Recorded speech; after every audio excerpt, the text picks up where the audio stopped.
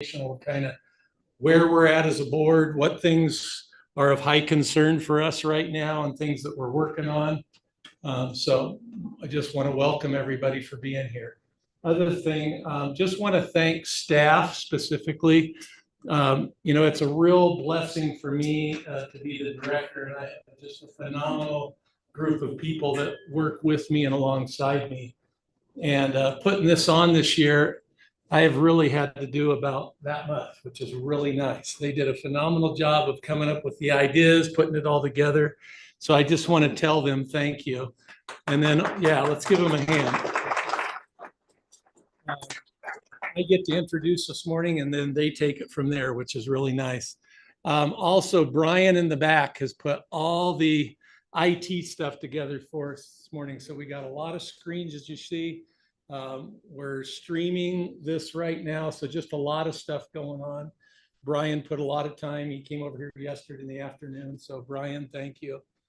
And then Aaron, wave your hand. All the little goodies we have to eat, iced tea, coffee, and it's all over here. If anybody needs some this morning to give you a little energy, Aaron got all that together and always does a great job. So if there's anything you need like that, see Aaron. So thank you, Aaron. So with that, again, I just want to welcome everybody this morning.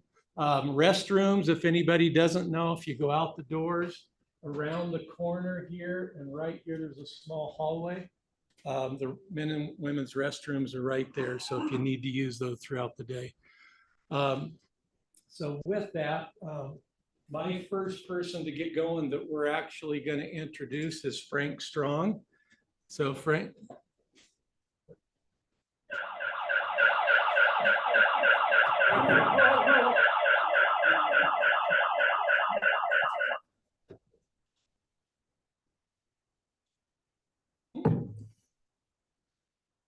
Interesting. Well, timing, I guess, is everything, huh? We just got notified from the state engineer's office that we are under curtailment. Yeah, curtailment is imminent this year. So we were just informed. So Frank, what are we going to do? I think we need to talk about it a little bit. Oh. So how'd you go? We've been curtailed. What does that mean? What does that look like? As with anything that involves Mother Nature, we don't know how long it is. We don't know what it is. We just know we're curtailed. So today we're going to do some exercises on how to address curtailment. But first, we need a little education for everybody, because everybody here is fully familiar with the BOP water system, right? Knows every in and out? Okay, good. Then I'm not wasting my time. So we're just kind of do a little history lesson of our system. So of course, we started here with the Crow Creek as our main water supply. You know, when the railroad came here, that's why they stopped here. They started to get water out of the creek. But we all know that as wonderful as the mighty Crow Creek is, where we can do 10,000 CFS of water diversion, it's only there for, well, never. And it dries up every summer. So our first solution when we started developing the Crow Creek as our water supply was to address water shortage. So what did we do? We started building dams and reservoirs. So first we built Crystal. It's got 3,400 acre feet of storage. This was our first solution to make sure we had a year-round water supply. And you see we got some great pictures from the past. Then we built Granite. It's a little bit bigger, but to store more water so we can continue to have water year-round and supply for growth.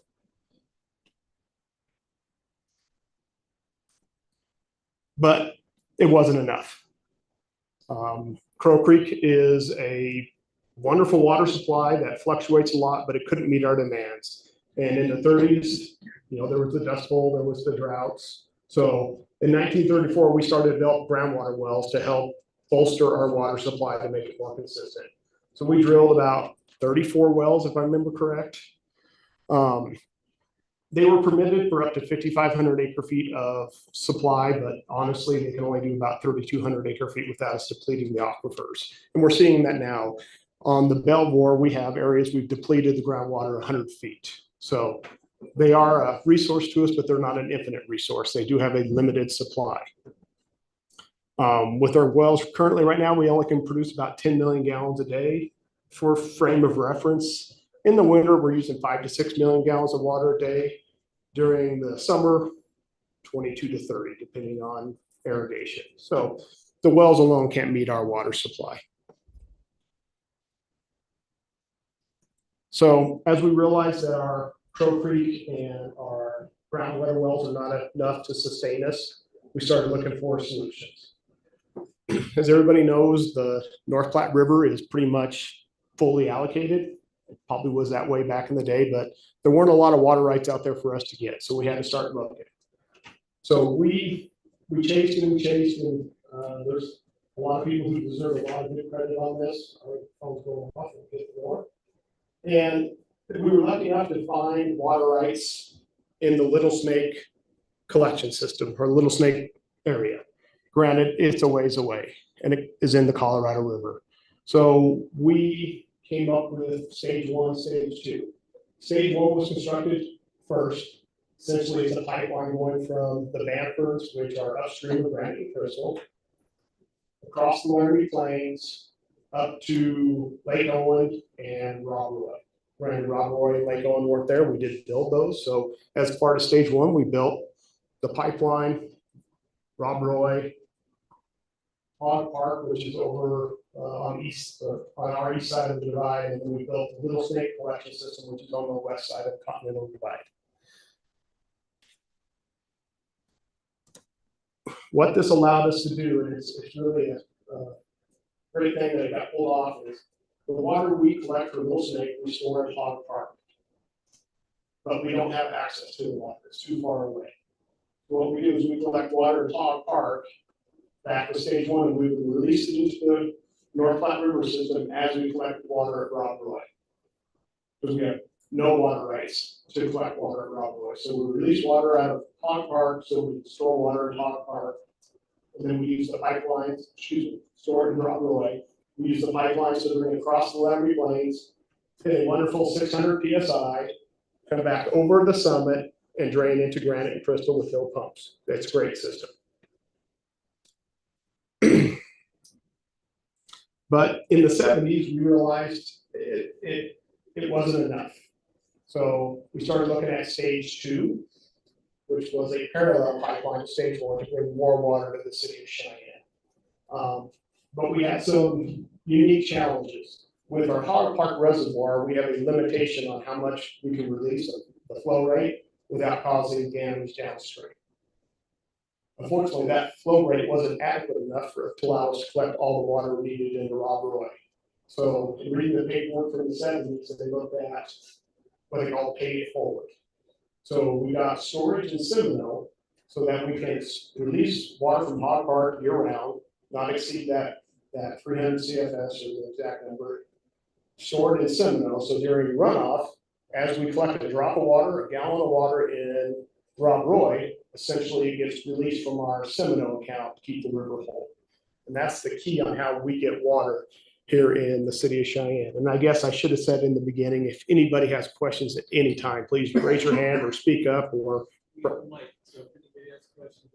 Okay, yeah, just raise your hand and we're here to help. So we built stage 2, which we had to raise Hog Park to create more storage. So at Hog Park now we have about 22,000 acre feet of storage. Our Seminole accounts, which we worked out with the Bureau Rack, we can store 15,700 acre feet for trade water. And I'm probably talking way too fast, but then we have Rob Roy, which has 35,000 acre feet of storage. So that is the bulk of our storage that we have. These are our water resources. Yes, we have some minor ones being New North Crow and South Crow, but really they're very minor compared to all these other resources. And actually, currently right now, we cannot use North Crow or South Crow water for potable water treatment. Right now, our permit with EPA only allows us to use water we pull out of Crystal. So that's why they're really not part of this equation. So you can see all the wonderful storage we have, 50, 60,000 acre feet. Let's talk a little bit about our current demands.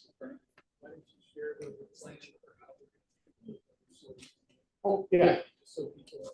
So in seeing this curtailment, 3 years ago, we came to you guys and said, SEOs informed us that there's a good chance we can get curtailed. We've been evaluating alternatives.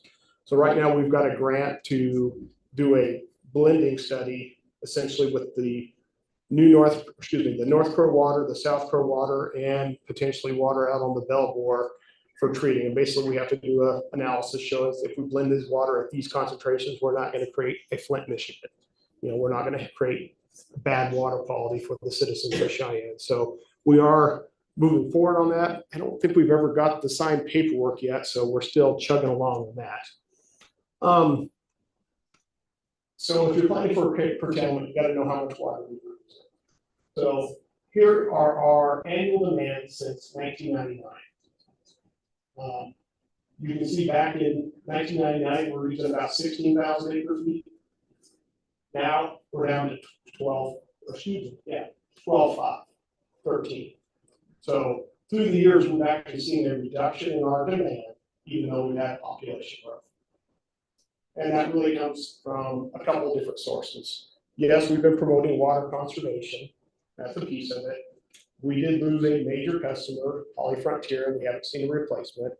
To give you a frame of reference, HollyFrontier probably took 2,000 acre feet a year from us. So that was a big hit. And modern plumbing code just requires lower flows. I mean, everything's low flow this, low flow that. It just creates less of a demand. So as we have grown, we've actually been able to reduce our demands. What's really interesting, when you look at the paperwork for the for the stage 2 justification, guess how much water we're using then? About 14,000 acre feet. So from 1978 to now, we're still essentially using the same amount of water. Granted, we spiked a little bit in 16. Of course, everybody knows in 2003 we had the drought. We did a lot of water restrictions. We see it really drop off. We came back up, and since then we've just been oscillating back and forth. Yes. Hey Frank, is this pretty typical for most municipalities? Yes. So yes, actually, this is a national trend. Everybody is seeing this.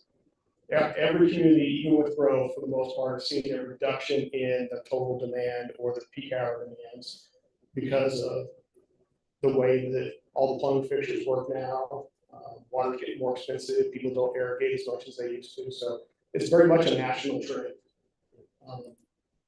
Actually, as part of the analysis we're doing, we almost could get by with just stage 1 right now. We just can't quite get enough water across the plant. But it's really interesting that back then they were thinking all this growth and all this increased water demand, and we're just seeing this continual drop. So it's created a lot of challenges for us.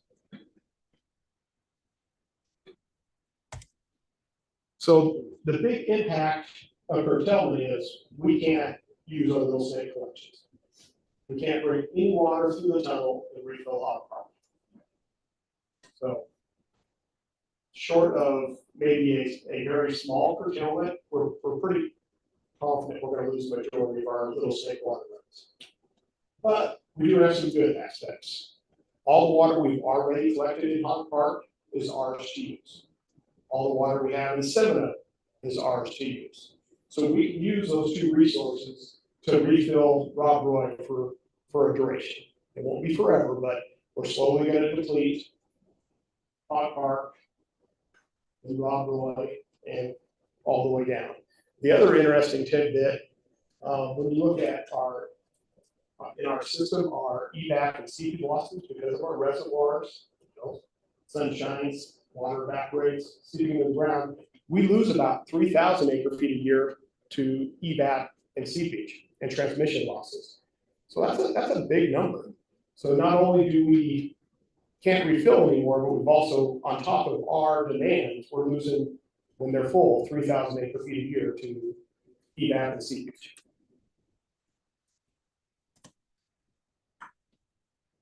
Right now, our firm yield is around 22,000 acre feet a year. What I mean by firm yield, between the fluctuations in Mother Nature, the good years, the bad years, and our storage, we could consistently take 22,000 acre feet each year, and our reservoirs would keep us afloat. Granted, in that scenario, they get pretty low, but That's what the firm yield is. That's saying this is the max we can do, otherwise we're going to be in trouble.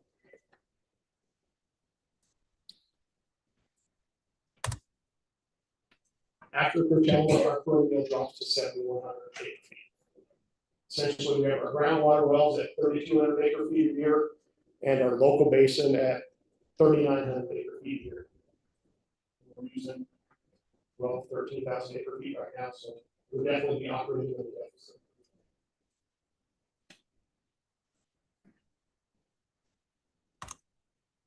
So, as I mentioned earlier, we are going to do a little exercise today. We're going to break up into 4 groups and run through a curtailment scenario. For this scenario, we're going to assume we have a 4-year curtailment. We have no little snake water rights for 4 years. We're going to assume we have average runoff into Rob Roy, Crow Creek. And we're going to assume we have a demand of 13,000 acre feet a year. If you recall, we kind of oscillate back and forth, so we felt like that was a good starting point.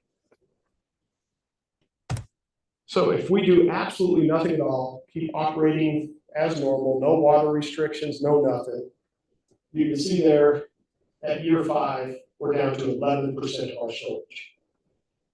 We started at 80, and that makes sense because we fill Hot Park, we fill Rob Roy every spring, but come the next runoff season, we've depleted those, so we're always down every time we're going into a runoff season. Otherwise, we wouldn't need storage. Anybody know why we're still showing losses to year 5? No cheating, Todd. It all comes back to what I said earlier about, let me get back there. So the problem we run into is, let's say year 5, we start getting water at Little Snake again, and we start bringing it through the tunnel. We have to get it into Hog Park first, and then down into Seminole before we use it in Rob Roy. So it's going to take us a whole year after that to get water into Hog Park and Seminole so we can collect it at Rob Roy. We might go get a small amount of water, but for the most part, it's going to hit us for 5 years. But as I mentioned, our local basin fluctuates dramatically. Bryce, do you remember the number? Is it 500 acre feet a year? I think the 5-year low for our local basins is only 500 acre feet a year. So we go from 3,900 as an average, as a firm yield, down to just getting 500 acre feet a year. So if we got curtailed and we have a significant drought in our local basin, we're down to 2% of storage in 5 years. So it's a very dynamic problem we have here. There's a lot of variables. There's a lot of things that could impact us. We could have great snowpack in Little Snake and none in Rob Roy. So we don't have any water to collect. Our local basin could be bad. There's just so many things that could impact us. So we're going to do kind of a very simplified curtailment exercise. We're not going to try to, what's that? We're just going to assume average for the local basins. We're going to leave the wells at 3,200 acre feet, so already depleted. Really, how can we plan for a curtailment and what we can do? So we're going to break up into 4 groups, and we've got Noah put together this wonderful Excel sheet, and it's got graphs with it too, that shows what our various uses are. And these are all in acre feet. Our residential indoor uses are roughly 2,500 acre feet a year. Residential irrigation is 3,300 acre feet a year, so on and so forth. So this is where our water is going. We can't throw out seepage in the gap. We're stuck with that until the reservoirs are drained. So these are the things that we can restrict. So, yep. Because we don't know. Can you repeat the question? Yeah, he asked why a 4-year curtailment, and I'll cover that later on. But that's our best assumption we can make. We want to plan for the worst. If we only have a 2-year curtailment, that's great, but it's possible we could have a 4-year curtailment. Could you share with me, Frank, about what we've kind of seen and we'll get into it later, but what we have seen for pretty typical normal duration. So when we look back at, and I'll cover this later this afternoon, I didn't feel it was critical for this, but the pattern of the Colorado River is, you got good years, and you have 4 or 5 bad years, and good years, and it just sits there and oscillates, just like our demand does. Our demand is obviously dependent on wet summers or wet summers and dry summers. So 4 years we felt was a good number to be able to evaluate what we can do. I don't think we can make, it's unknown. I've asked Chris numerous times and he just won't tell me. He's holding that tight.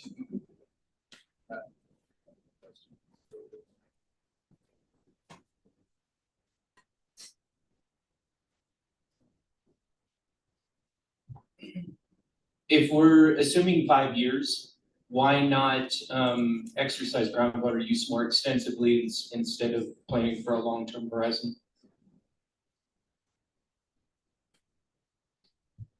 So when I'll get into this in the exercise, we do have a scenario where we look at expanding our groundwater. When we look at our low block where it's already pretty well depleted, I don't know how much harder we can push it. So we do have that variable into some of the scenarios we're going to cover today, but we have to make some assumptions. We want to make something that's digestible. So we will have a situation, I'll cover it here shortly, where we're looking at increasing groundwater pumping to address curtailment. So we need your guys' help. I mean, we as the BOPU can make decisions on how to handle curtailment, and ultimately we will, but we need some input. I mean, we can pick our solution. It may not be the best for some, and it may be the best for us, but what do we do in this situation? So here's an example. Same graphs going out 5 years. This is what it looks like if the BOP just eliminates all irrigation and all non-revenue water. This is the parks, this is people's lawns, this is the swimming pool. This is everything in town goes dry. But we still have water for domestic use. We still have businesses running. We still have revenue, so to speak, an economy here in Cheyenne. But everything's brown. And probably not to the brown that will recover if you irrigate it again. It's brown as in dead.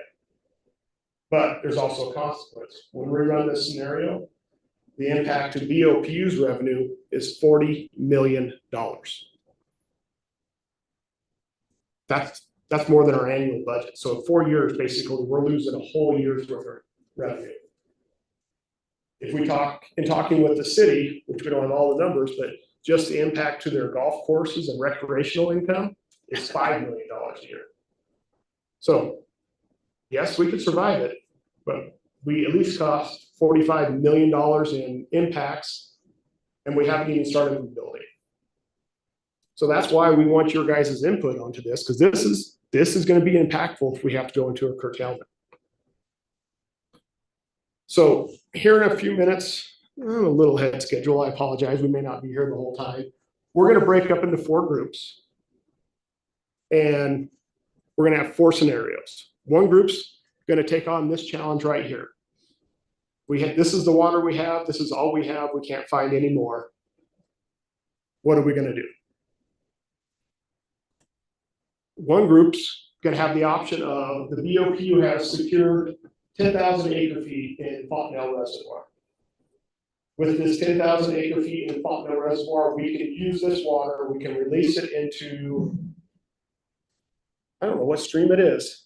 I should know that, but anyway, it's in the Colorado River. If we release 10,000 acre feet here, we can collect 10,000 acre feet through Little Snake in Hog Park. It's in the Green River.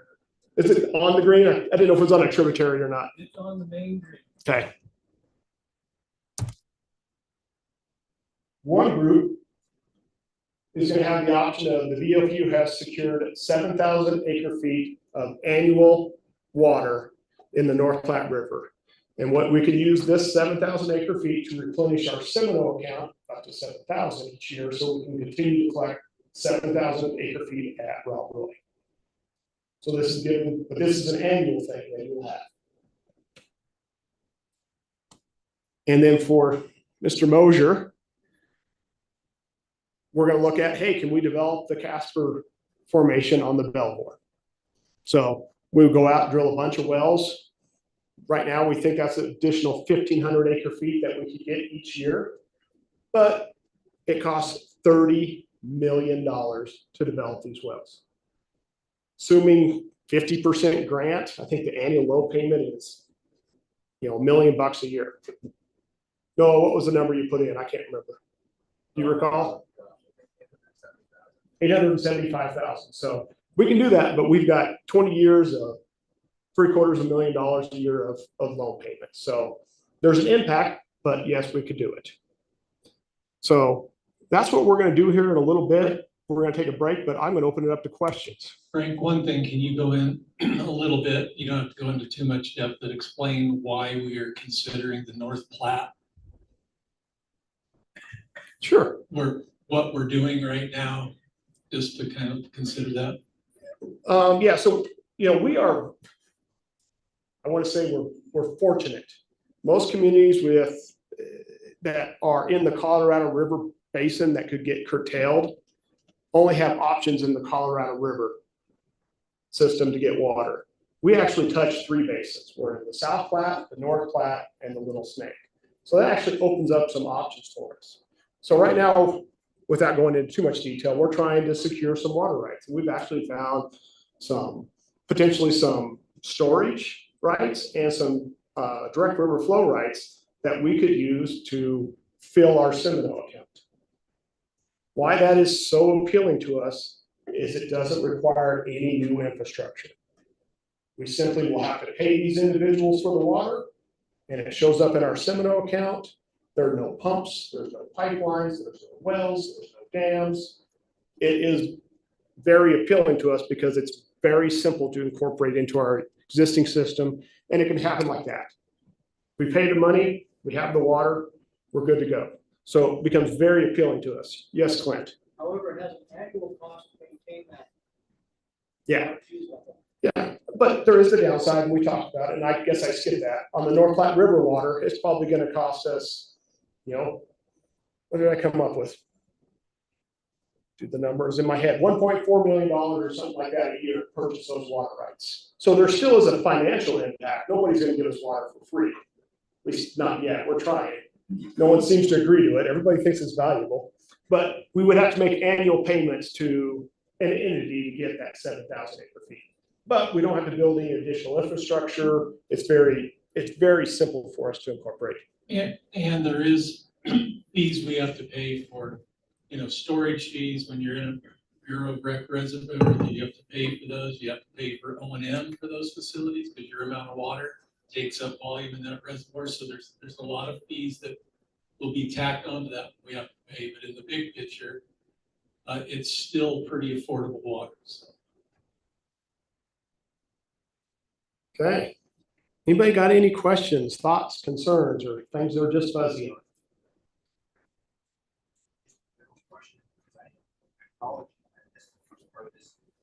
Just general questions.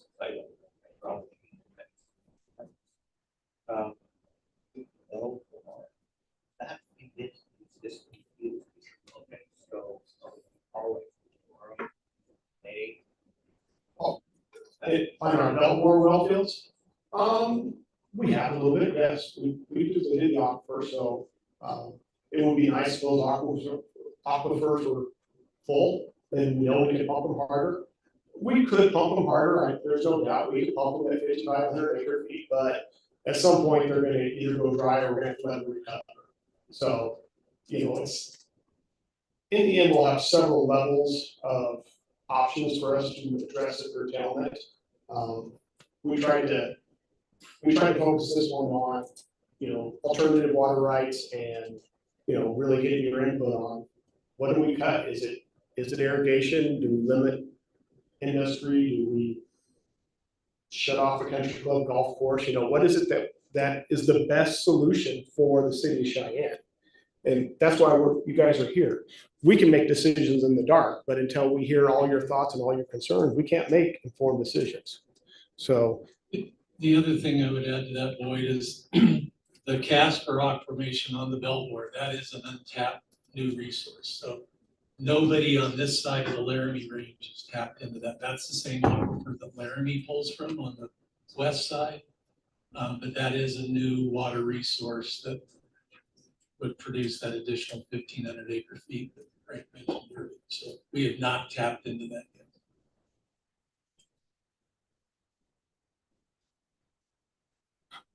Bryce brought up a good point. So, we talked about borrowing from the future on our groundwater wells. We've actually already done a lot to evaluate that. In the past, we used to do a blend at our water treatment plants. It'd be 75% treated surface water to 25% groundwater. We recognized that we were depleting our groundwater aquifers, so we actually did another blending study. Seem to have to do a lot of those to evaluate, can we go down to a 85, 15, 90, 10 blend. The reason we blend our water is surface water that we have doesn't have a lot in it. So it's corrosive by nature. Water is always corrosive. It wants to absorb whatever it can. It's the universal solvent. So we blend groundwater into our wells to increase the alkalinity, the hardness, so it is not corrosive on our pipes. So it's not trying to leach out the metals from the pipe's interior surface. It's, so to speak, at a happy medium. It's not pulling a lot out. So yes, we are addressing the borrow from the future by changing our blend. We are starting to see some recovery in our aquifers. It hasn't happened yet to the level we would like, but it's going to take time. It's just the way it is. And of course, if you look at this year, our local snowpack is at 40-some%. So the groundwater's recharged from precipitation. So we're probably not going to see a lot happen at our aquifers this year because there's no water to recharge them. And Frank's talking about in our local basin. We're actually up in the 90s over in the Sierra Madres. Correct. And the How will Medicine curtailment affect the city's ability to attract new business? So I'll cover some of that later, but right now it's been impactful. I mean, we have been upfront and honest with new businesses that want to come in that are water users. We have been upfront and honest saying, hey, we need to let you know curtailment could happen and there could be water restrictions and it could be across the city. And that has given some businesses or industry coming in concern, and it's probably turned some away because we're trying to be upfront and honest that it is a possibility.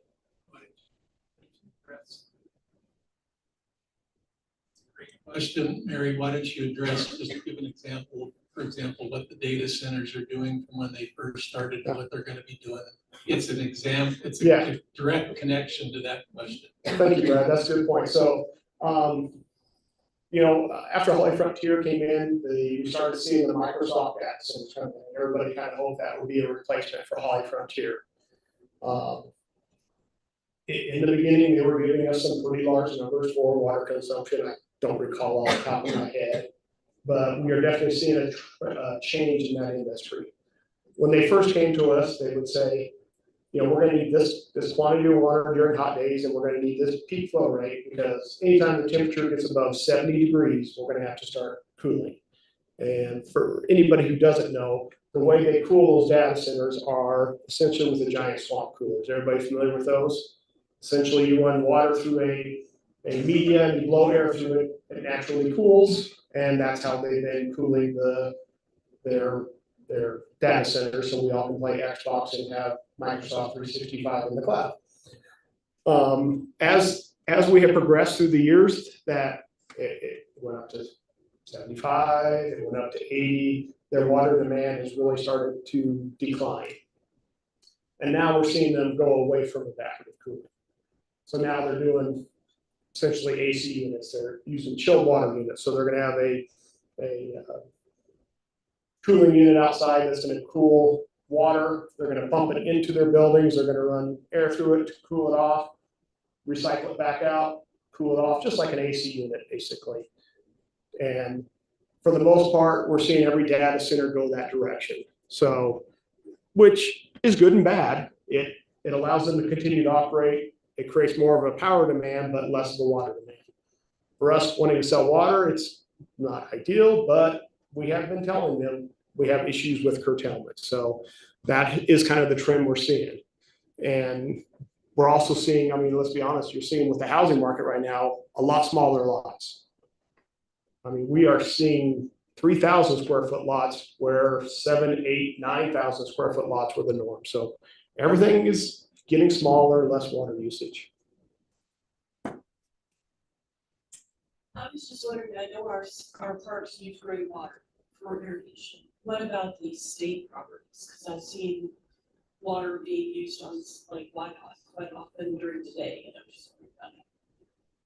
Yes, yeah, gray water, reuse water, essentially it's recycled effluent water, yes. The majority of the parks on the east side of town are able to be irrigated with reuse water. Essentially, we're taking effluent water from the wastewater treatment plant, doing tertiary treatment, disinfecting it, and using it at Prairie View, at Cahill Park. We can use it at the soccer fields. The parks on the west side of town, around Sloan's Lake, Lions Park, they use raw water from the North Crow, primarily from the North Crow reservoirs, to irrigate those parks. So we might be able to keep some of those parks green. We kind of left that out of this equation because reuse water is going to be there no matter what, because we're all going to want to flush our toilets. I don't think anybody gives that up. Are you sure? I mean, we could conserve water. I mean, I've heard the saying, you know, if it's yellow, let it mellow. We don't want to get to that point. So we're pretty confident we're going to continue to have flows at our wastewater treatment plant. We're going to continue to reuse to irrigate parks. Granted, it will not be the traditional level of irrigation. So just the other thing, so the other thing to add to that, in terms of like WYDOT, other state I properties, apologize. it takes infrastructure, right? So we have to be able to expand that system. And a lot of times when we've looked at the cost benefit ratio to that, the cost to extend systems all the way across town, to Frank's point, it's all kind of on the east side, that type of thing. It doesn't make a lot of sense for us financially. And it's trying to find that balance between using potable water for non-potable uses. How much does it cost? What's the impact to all the customers in town? So we have looked at expanding that system. Those are options that we have in the future if we get there. But at this point, that's kind of why we've not gone in that direction all the way. We do have another grant though that we've got that will be happening that will look at bringing some of those resources over to the parks on the west side and what the options are. So that is in the works here in the near future. So maybe the next question is, why aren't we ramping up reuse? Right now, we've pretty much maximized our reuse capacity. Not to sound like a broken record, but I'll sound like a broken record. When Holly Frontier shut down, that also impacted our reuse. Holly Frontier primarily discharged to Crow Creek. Crow Creek is where we do our reuse treatment. So when Holly Frontier shut down, we lost 1 million gallons a day of water to treat for reuse water. So right now, we don't have enough reuse water to support all the parks that are connected. So we do have kind of rotate through the parks. You know, 1 year they get potable water irrigation, and they get reused for a couple of years because we've just maximized I say maximized. We've used all the water we can that's flowing into Crow Creek until we see more wastewater hit Crow Creek. We can't really produce any more reuse water. So your reference to WYDOT, like along 180 Central, that's all potable water irrigation. The stuff you see up at their facility at Bishop is all potable water irrigation. Any other questions? Frank, you want to explain how they're going to break out into groups? Yeah. Okay. So how do we want to break this up, Bryce? You want to count off? Just going to basically divide them where they're sitting? I guess we could. Yeah. So we're going to break up into 4 groups. So group 1 is going to be over here at this screen. Group 2 is going to be over there. 3 and 4. So group 1. Group 2.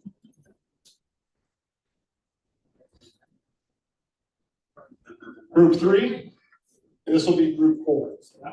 Sorry. Hey, Frank, I'm gonna be I'm gonna argue with you a little bit, maybe so people don't have to move. Oh, whatever Why you want don't to we do. just divide it this way, and then people that are in the front can already view this screen. You guys will just have to turn around. That may be You are the director. We will do whatever you want. So maybe the first 2.5 rows, maybe you guys can join this group, you two can go to the back. Maybe on the third row there, you guys split, half of you go to the front, half of you look to the back, that way not a complete left. I think we're gonna take a quick break though, really. If you need to use the restroom, grab something, and then we'll start. Yeah, so we're gonna take a 15-minute break. For the people online on Zoom, you're gonna get stuck viewing a seal because we didn't really have the ability to show you all 4 groups. So when we come back, we'll do a presentation on what we've seen, but everybody gets a 15-minute break. And thank you for your time.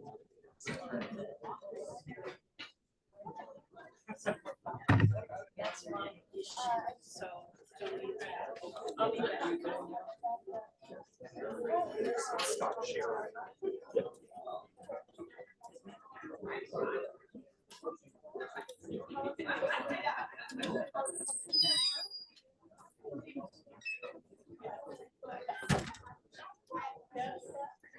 Can I join this group if I want to? Because number 1 is what I really want to talk about. So.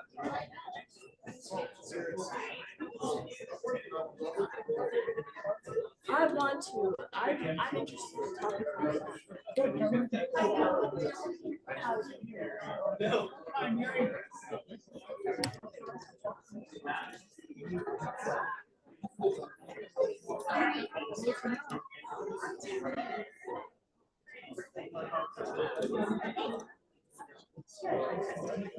This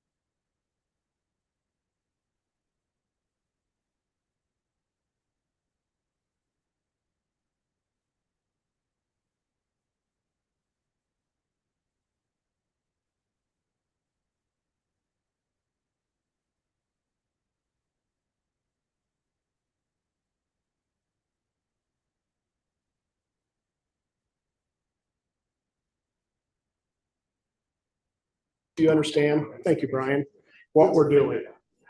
So, as I said, we're broken up into 4 groups. Group 4 over here with Bryce. You guys get to decide what to do with no other water options. You got the water we got is all we got. You got to figure out a solution. Clint in group 3, it's the Belvoir. So that's additional groundwater. Noah in the back, he gets the joy of having Fontenelle water. And this group up here gets the North Platte River water. Why didn't you explain who's leading each group? Sure.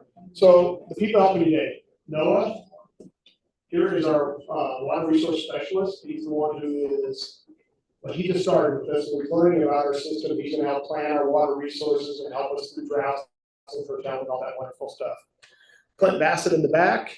He is our water treatment plant manager. So he's the one who oversees the operations of Sherrard, the water treatment plant, and groundwater wells operations. And then we have Mr. Dorr over here, Bryce Dorr.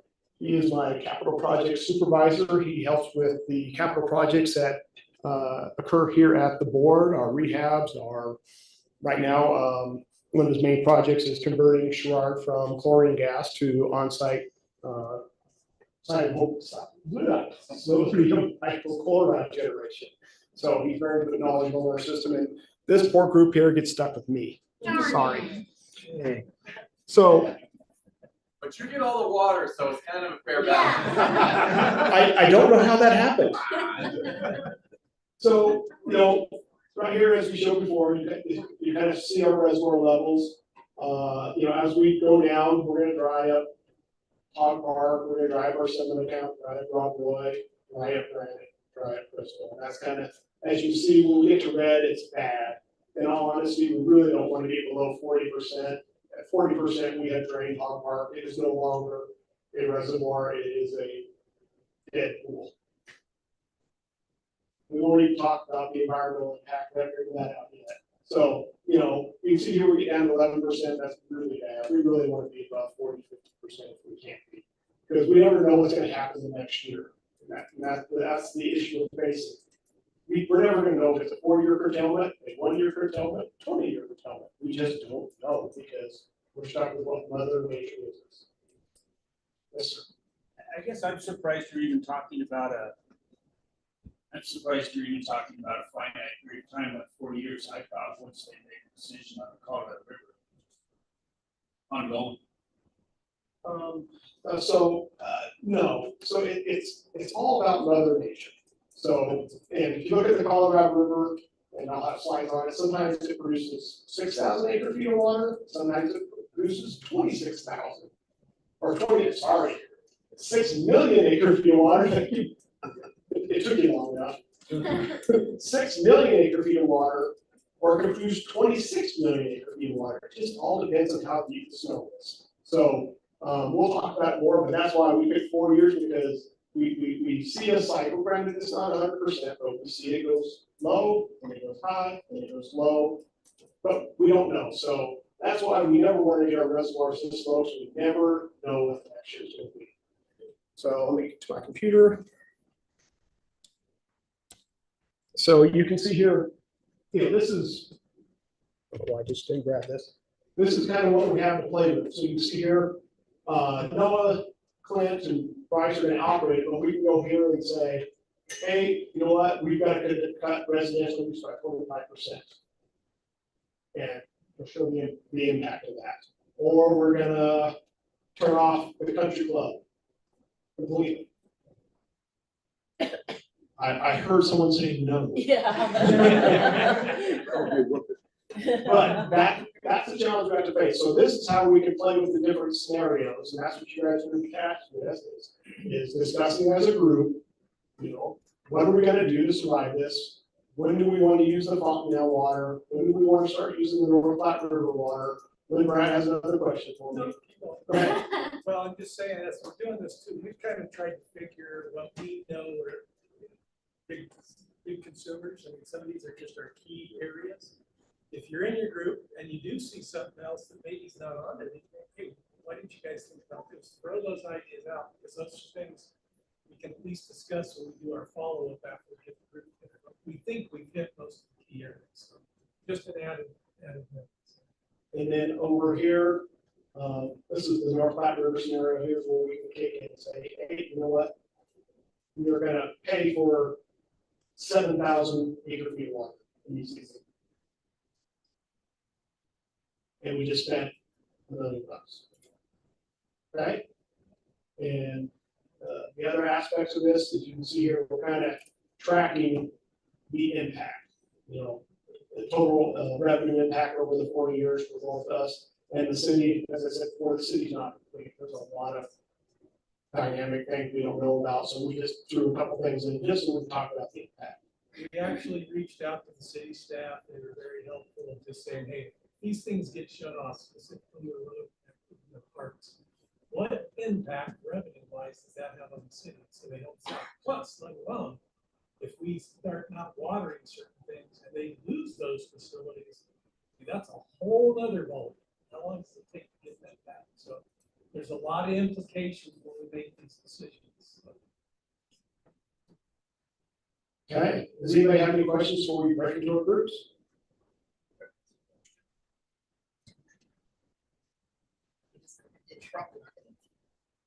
I've got another question. It's probably not going to affect us more along the lines of like city discussion right in the city. North Platte River, we buy water up there. What does it dry out? Do we know if it's most of us or some other economic?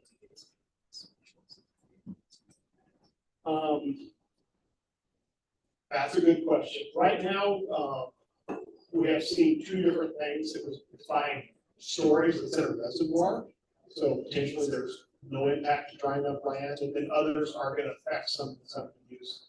We don't know what that is yet. We're still chasing down, but it could be a call of buy and dry, where we buy that water for a year and they don't irrigate. It's the only way. The North Platte River is completely over appropriated, i.e.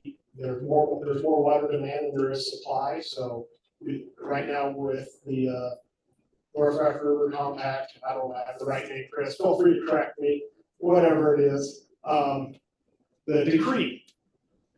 See, they cannot create any additional consumptive use in the North Platte River Basin. So what's there is there. If you want more consumptive use, you've got to buy that water from somebody else. Okay. That's a great question. And yes, there's always the chance that even if we're pulling from other sources, i.e. the could there be a call or regulation sort of that? Absolutely. It depends on the year and if there's, you know. Yeah, that's the other. Technology is bad that year on the North Platte, the same year is bad in the Little Snake and the Colorado. Yeah, we could have double land. So. Yeah. So that's the other challenge we run into is water law. You know, if you have a 1922 water right and Bryce has a 1954 water right, he gets shut off first. So the water rights we purchase or lease, you know, we want to have something that is very old because we don't want to purchase something that's going to be in an allocation year in the North Platte River. That means we can't collect any water. So it's theoretically, anybody 1922 and prior, correct? Yes. In the Colorado, if that's your water right, if there's a curtailment, you're not going to be forced to comply with any curtailment. Our water rights, our oldest is 1954. We're going to get into this afternoon, so we're going to get a little bit ahead of the course, but more than likely, if there's a curtailment, we're just figuring the worst case scenario. You're probably going to lose all of our ability to collect out of this. So that's what we're preparing.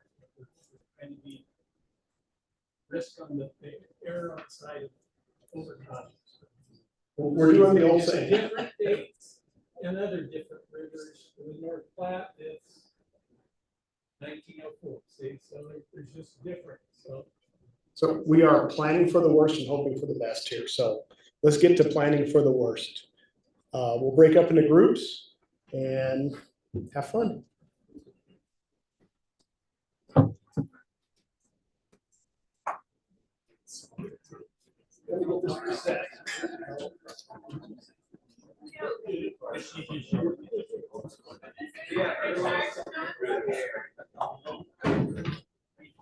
Better for the back of the room.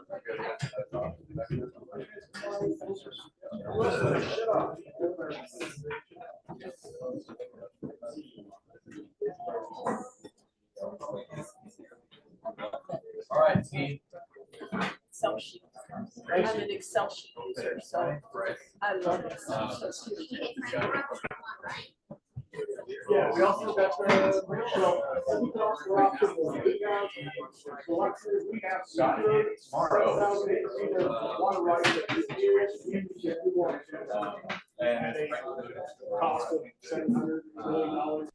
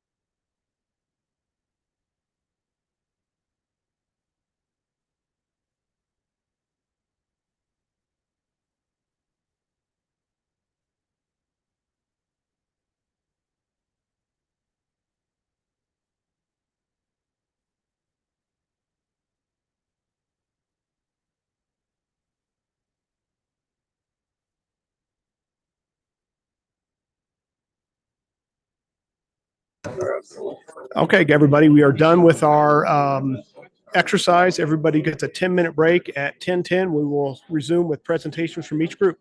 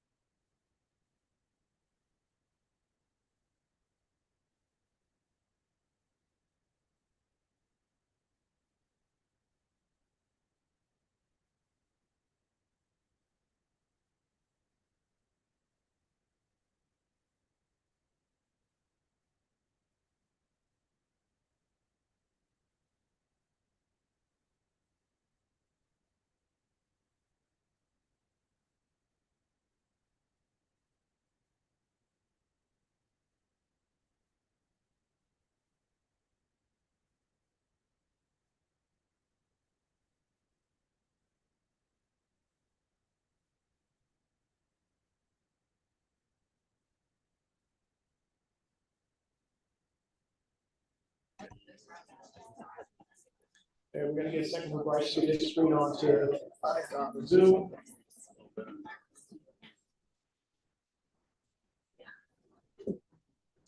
All right, Frank, you have. Yes. I believe so. Yours is base, right? Yeah.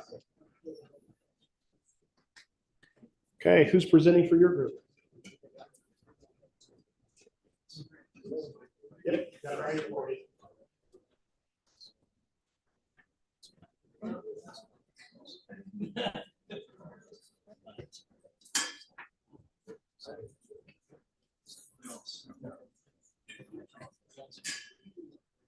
Okay, our problem was that we had no other water resources that we were being spiritually protected. So how does the city address that? And just so that you know, I mean, the city is currently working on rewriting the EDC to try and promote more water rights. So we were trying to project out the future if we avoid a crisis. Anyway, what we wound up doing was cutting residential irrigation for over 1 day a week, and then cutting 10% off of everybody else in their use, and then gradually depleting our reserve for about 3,000 acre feet per year, which after 5 years would bring us down to the 30%. Kind of change the surface every after that. So the problem was, the other concern is that the revenue loss to the Board of Public Utilities was going to be forecast $5 million a year. But, which means significant impacts on how they can rehabilitate or keep the system going. Some challenges to them. So I told Representative Filer he just needs to come up with a state grant program. So he promised me to work on that. We greatly appreciate that. So that was our resolution. Yeah, and I guess I'll just add, and this probably falls in line with everybody. Even though we stayed in the orange, that is a scary situation. Hog Park is empty. Rob Roy is down to 25%. Granite is empty. Crystal, we do our best to keep at an elevation so that we can provide the pressure that we need, keep our hydro generator going. But I mean, this would be a crisis if this were to occur. I think in terms of the individual repercussions that we would see for Cheyenne specifically with the residential restriction, I mean, 1 day a week you're watering, that's everyone's yard is brown. Everyone is very sad about that. People have put a lot of effort and love into yards and gardens and things like that, money. So there would be a crawl out of that in the end as well. And then not to mention the impacts that individual businesses and parks and playgrounds and all those things. So quality of life would be not awesome. So this doesn't feel like a reality we want to live in.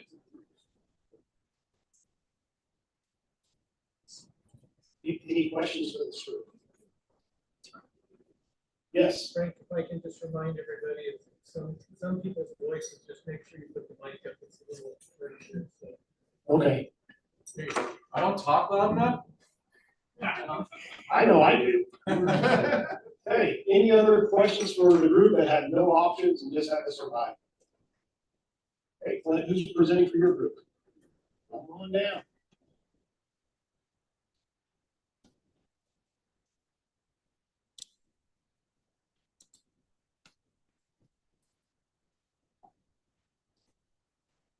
So our group, I don't know that we came up with a solution in the end. We were still working on it, we just ran out of time. So where we ran out of time on it is we were still debating where to make cuts. We were at 25% pretty much across the board on everything. What we did discover is the bellboard does not add a lot. What it will do is curve off the bottom of the loss a little bit. It'll keep us out of crisis mode, essentially. But we had a lot of discussion on maybe how to make the cuts in different ways. A lot of discussion about rates, a lot of discussion about where water should go. But in the end, I think what we have up on the board was start the bill more early and kind of shave off the low end of it, because that's about what it will do, is just keep us out of crisis. Financial impact. We were there, so go ahead and scroll across. We were still at 20 million total financial impact. We were thinking, just in our group, that's a 15 to 20% rate increase over all those years. To try to make up that difference, but yeah. Yay. I didn't hear anybody cheer. The bill for keeps us out of the crisis, but it doesn't add much to the system. Oh, one of the things a lot of discussion is whether it's worth paying for that long-term debt over 20 years on what could be a short-term problem. And we had a lot of discussion about whether curtailment could possibly end in 5 years, or maybe it does end in 5 years and then it comes back 2 years after that. I don't know, but those were part of the things that we tried to hash out. Is there anything else from our group that I haven't addressed? Okay, here we are. Oh, no, there was. We did spend some time as to whether we should go ahead and increase the other wells. So looking at George Winter on here, whether we should increase the other wells as well. And ultimately we decided no, because we don't know the long-term impact. So we may be relying on those wells beyond the 5 years. But there was a lot of discussion on it. So appreciated the discussion, Ed. Thank you. George, are you sure you don't have anything to add? Any questions for this group? Okay. Noah, who's presenting for your group?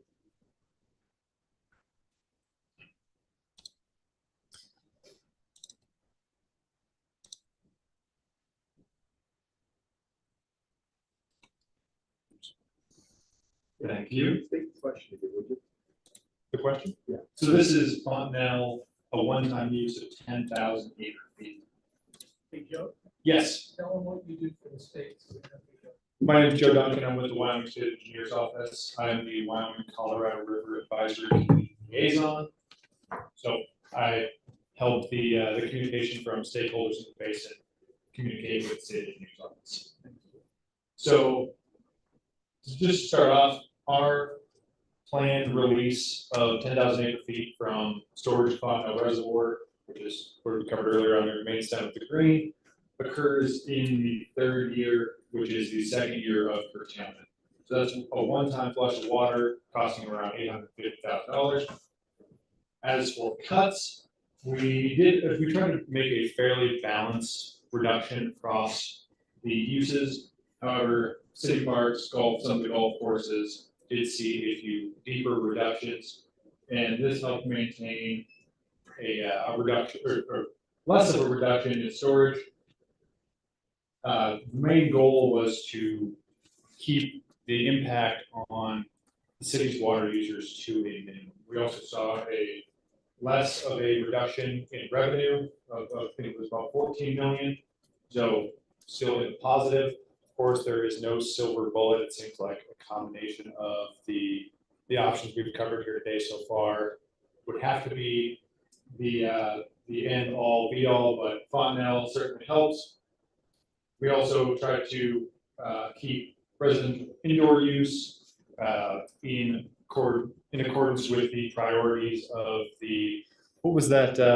Where's Noah at here? Oh, it's the AWWA. The AWWA of health and safety, so not any reductions to indoor use, but cutting some of that outdoor use, especially when it comes to city and golf courses. Any other things that I missed from our group or questions? WWA is American Water Works. Okay, thank you. So for those who couldn't hear maybe online, AWWA is American Water Works Association. Okay, now we have my group. I see Molly ran. That's typical of her, isn't it? Yeah, so I'll go ahead and cover that. I really want to say how proud I was of my group. They really had the easy button to solve this problem. Oh, okay. So. Hi, sorry. There you go. Oh, you have to keep that one. No, I don't. Yes, you do. No. Okay, hello, everybody. You don't know me, my name's Molly. I work for Laramie County Public Works.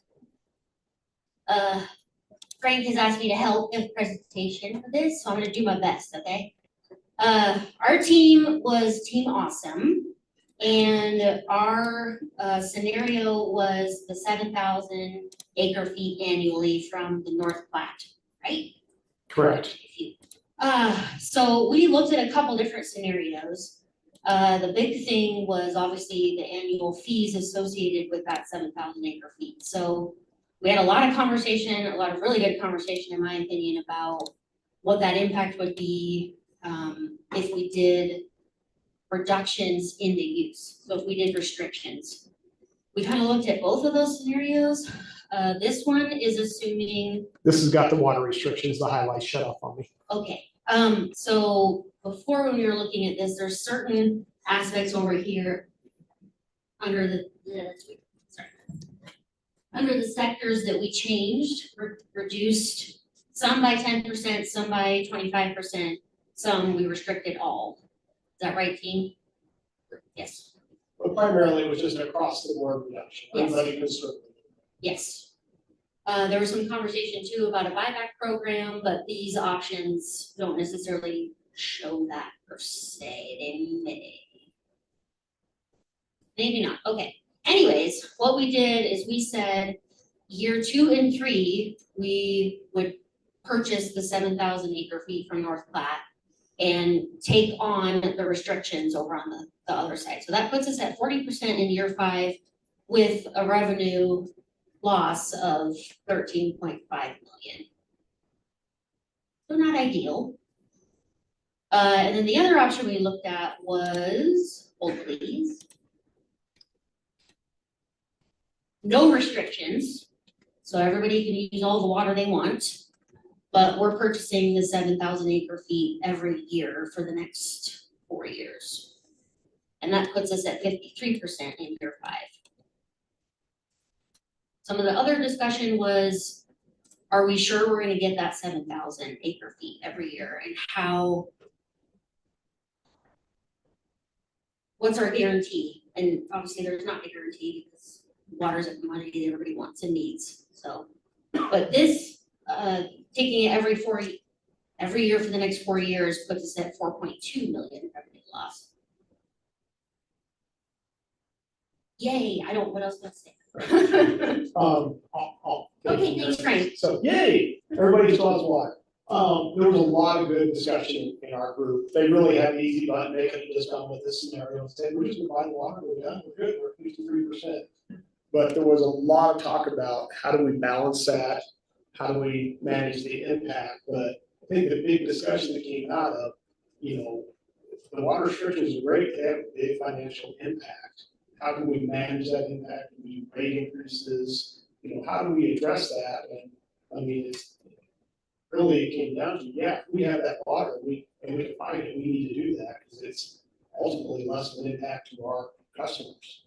So I thought it was a really good discussion. I was concerned we were going to be done in 10 minutes and staring at each other, but the group went on and on. We talked about cash for grass, turf conversion. We talked about what the school district is doing and can do to reduce their water usage. The mayor was great in talking about what the city's doing. We have a lot of good discussion how, we really need to take a balanced approach. We need to start being smart with our water and find the proper ways to use it, not use non-functional or not irrigate non-functional turf grass, as we build new facilities, building right, we talked about revisions to UDC. So it was a great discussion. So, It's no shock if we can find water, we should do it, but it shows we need to find that balance. With that, I'll open it up to questions. Frank, what was your total cost for that water over those years? Did you, is it up there on your sheet? $4.2 million. So it makes sense for us to chase it, and that's why we've been chasing it. But hearing the discussion, this group was very focused on trying to find that balance where the grass, the golf courses, everything stays alive, doesn't die, but yet we're using our water responsibly. So it was a great discussion. I learned a lot. Yay! Okay. Oh, sorry, I didn't see that. Okay. Yeah, I guess my question back on the Fontanelle idea, is that an opportunity that's just a one-time, 1 year opportunity? You found someone has 10,000 acre feet storage in there that we can buy? Yes, the Fontanelle Reservoir has built up storage that is available for sale, but it's a one-time buy. No? Maybe I have bad information. Chris is shaking his head at me. How about Chris enlightens us? So currently, the state of Wyoming has about 125,000 acre feet available for sale under Fontanelle. We currently have contracts for about 60 of that amount. We're currently negotiating with the Bureau of Reclamation to buy more capacity in that reservoir, which has total capacity of about 3 million. And so how much of that water is available from year to year is kind of a byproduct. We're going to use that storage for other opportunities, other junior users in the basin.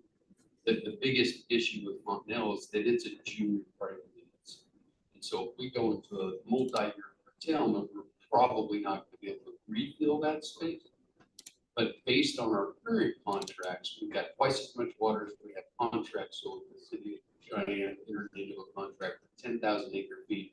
It's probably going to be available for at least 2 years, probably. That you're going to double your cost because you got to purchase that water when you're with its contracts are structured.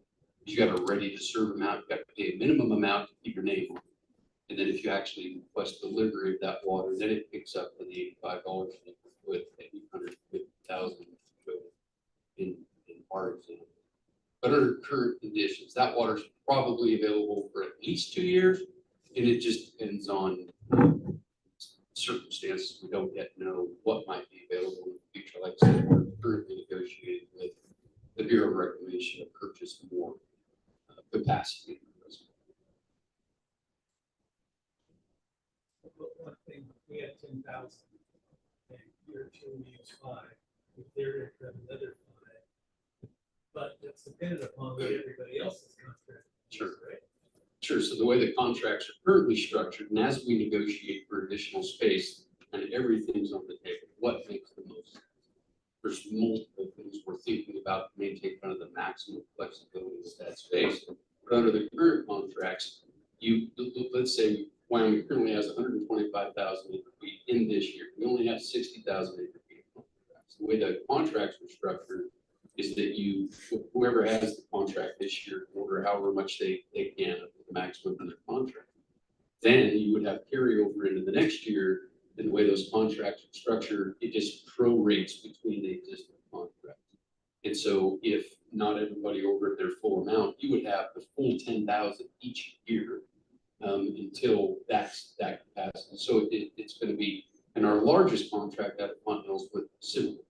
And they're currently, because they're switching, they switch from coal fire, they're switching over to natural gas, they reduce their capacity. So they've got over twice as much water as they have a current demand. And so as you're thinking about how that water flow rates down, you probably looking at it right now could consider 3 with what current. But we're also under negotiations with other users in the basin, so that amount's going to be reduced. We've got new Trona lines coming online that are currently negotiated. So I think Chris brought up a good point to it, because I noticed some of those, like I noticed that one 850. Everybody just needs to know we have certain amounts of water or money that we're going to pay for these contracts, right? A readiness to serve fee which is typically a lot less. This reserves that one. Yeah, yeah. So it's a lot less just to maintain it for us. Then when we need it, there's another fee. But then also there's always an O&M fee. On all these facilities of the reclamation, we're gonna pay for operation and maintenance too. And that's based on, if you have 10,000 acre feet, they're gonna take 10,000 divided by the total storage volume of that reservoir. And whatever that percentage is, that's the portion of O&M you're gonna have to pay each year. So we do that on Seminole every year. You know, we said we have our 15,700. We pay about 150 some thousand, Casey, is that right? In that neighborhood, a year just for O&M on Seminole because we store water there. So there is some additional fees that probably are not included in these numbers that we'll have to pay. We tried to cover that on the North Platte River, but yeah, we're still negotiating on some of these contracts. So some of these are our best estimate. I was just wondering, is there infrastructure that we have to build for the Bottomell Reservoir to get the water to Cheyenne, or is there already something existing? Hopefully, we wouldn't have to build any infrastructure and we could release water from Bottomell so we could collect water at Little Snake. But that requires some negotiations and some working with the SEO to establish losses, what can we do, what we can't do, are we gonna injure anybody? So there's a lot of things that still have to be worked out. I would probably say no, there's no infrastructure, but there is some things we have to figure out. That's a great question because I think a lot of people think, well, how do we release that water so we can get it to Cheyenne? Has nothing to do with getting it to Cheyenne, just like our Little Snake water. None of that Little Snake water ever makes it to Cheyenne. That's strictly trade water. So a great question because I think a lot of people do say, I didn't know we got water from Hog Park, Little Snake. But we don't. It's just trade water. Same thing would be with Fontenelle. It'd just be able to offset our ability to collect out of the Little Snake system to make the green or the Colorado system whole.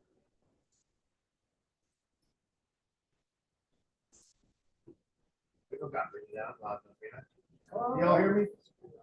I think, and you prove me wrong, or not prove me wrong, tell me if I'm wrong. These charts that we were all going through, trying to figure out different ways of cutting water usage or fire water. That's if we have zero growth. It's 5 years. So when we're looking at this, like, oh, we did great, we only got a $14 million revenue loss.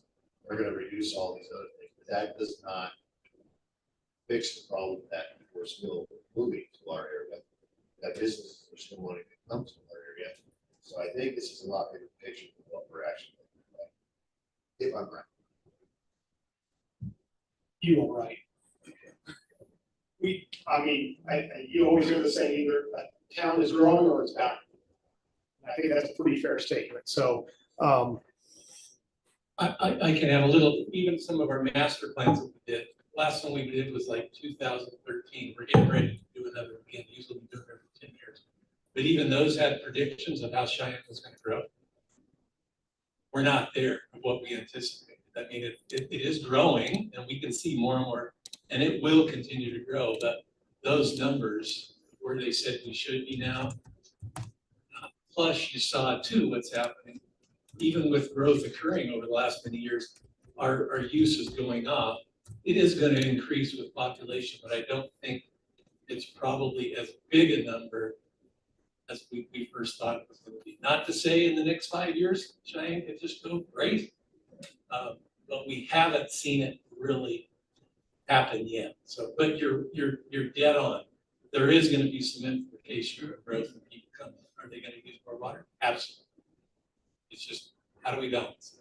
We can't guess it. We can guess 10% growth, 5% growth, 2% growth, 3%. That's all it really is guessing. So my idea would be we would start planning now. I mean, we're talking about this maybe a little bit, but in our community, which I'm very passionate about, I don't want us to just have a path of, well, now we don't have the water, we don't have the grass, we don't, all these doom and gloom things. If we start thinking about ways now, start maybe building the infrastructure correctly, how are we get more water, how we can conserve more water, so that we can plan for this future instead of what just happened right now. I don't know. You are 100% correct. We should be planning now. But that's why we had the water summit last year, and that's why we're having this now is we've learned more, we've developed more, and now we're trying to come up with the strategy and how do we handle some of these things. And that's the point of this discussion. Clint, did you have a question? Yeah, I'll just speak loud, hopefully everyone can hear me. There was one other observation in our group that I did want to share, and that is, look at how many options Cheyenne has. Where, a lot of communities that are also facing this challenge don't have these options. And what makes it challenging is how do we weigh the benefit of each of these options and find the best solution. But how great is it that we have all these options? And that was just one other observation we had. No, I'll share with you. I mean, we are not doing nothing. We've been working right a lot, and I know you're not implying that, but I think it's important that you know the last 3 to 5 years we've been looking at we've chased a lot of rabbit trails. Some of them have mounted some, other ones, we gave up on. But I will say there's probably 3 really potential strong options right now that we're looking at, more to come here in the next year, I'm hoping. But we've seen more progress in this last year than we have previously of people that we actually are communicating, have good relationship right now, that have water available. They want to make it available to Cheyenne, which would make up this 7,000 acre feet we're talking about. We just got to get all the details worked out. You think, okay, we found water, it's real simple. Let's go make a contract. But I have to get Chris and Brandon in the room, our state engineer. We got to run it by them to make sure, hey, are we going down the right path, or do you guys see Wyoming water law is very complex, and it's set up to really protect our rights, which is a good thing. But in that also comes issues with how do we make certain things that are just a little bit different work. So we're all at the table working on those. We had a meeting yesterday with the SEO's office, and our meetings have been very productive, and we're continually, some of these people that want to work with us, we're just trying to get all the details together. But I will share with you, I'm pretty confident within the next year, we're going to have hopefully some contracts coming in where we're going to have some water available. So it's going to be a positive thing. So I say that, I feel very promising that we're going to have some solutions here for us. So I think it's important that you know that. We've been working on it a long time, and I think we have a very good team. We have an excellent relationship with the state, with the SEO's office. They know our needs. I mean, they're around talking. They'll share things if they hear things. And so there is a lot of moving. I feel like right now I'm juggling about 40 balls. Each day they're changing constantly, but I think we are seeing progress. So for whatever that's worth, hopefully that comforts you a little bit. Yes. I'll just come up just so I can look at everybody and don't have to choose a No, way. we're gonna make it awkward. Yeah. My question is kind of about the consideration of like merging group 1 and group 2 here and using the Fontanelle and the North Platte. And so it sounded like the Fontanelle is a little bit more unsure of, probably for sure 1, maybe 2. What's like the certainty on getting water from the North Platte? And kind of another part about that question is, where does the $85 an acre foot and $150 an acre foot, where do those come from and why are they so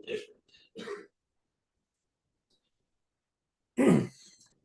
So yes, we see it being a combination of options potentially, and that's why we're chasing so many different directions.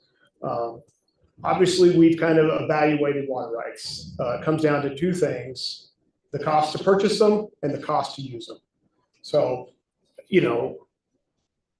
if you look at the North Platte River water, if it can just be put into our Seminole account, there's no infrastructure. It's very easy.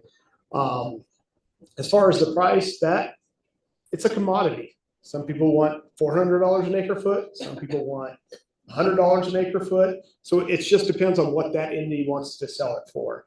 When we started this endeavor 3-4 years ago, we had a rule of thumb, to develop water on the Belvoir, it's going to cost us $8,000 an acre foot.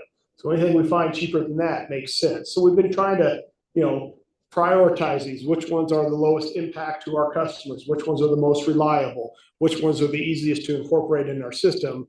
And we've kind of pick those ones that make the most sense, and we're chasing those the hardest because that minimizes the impact to you, the ratepayers, makes it easy for us to accommodate. So that's kind of how we've been doing this. So that's why Brad said we're meeting with several people. We've had so many dang meetings the last 3 weeks. I haven't been able to get anything done. I was working on this presentation last night.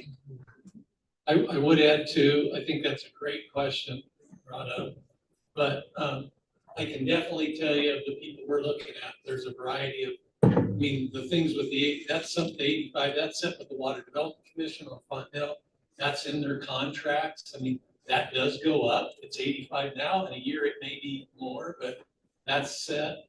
The other 150, that's kind of a ballpark. What we do in talking with some of these people have prices in that range. I can tell you there's another one that we're looking at trying to do a deal that's probably going to be more expensive. But I think what we're going to try to do is figure out, I mean, cost is one thing, availability of that water, and is it really real water, and can we use it? Okay, that's another thing that's just important.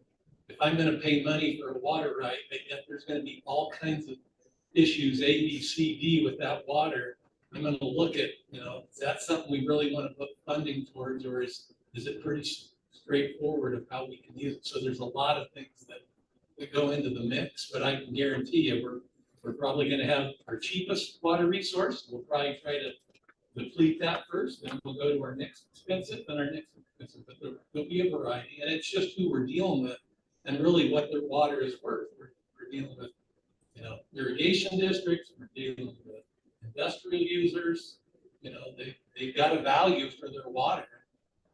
We're gonna have to pay it, so. Great question. Yes, sir.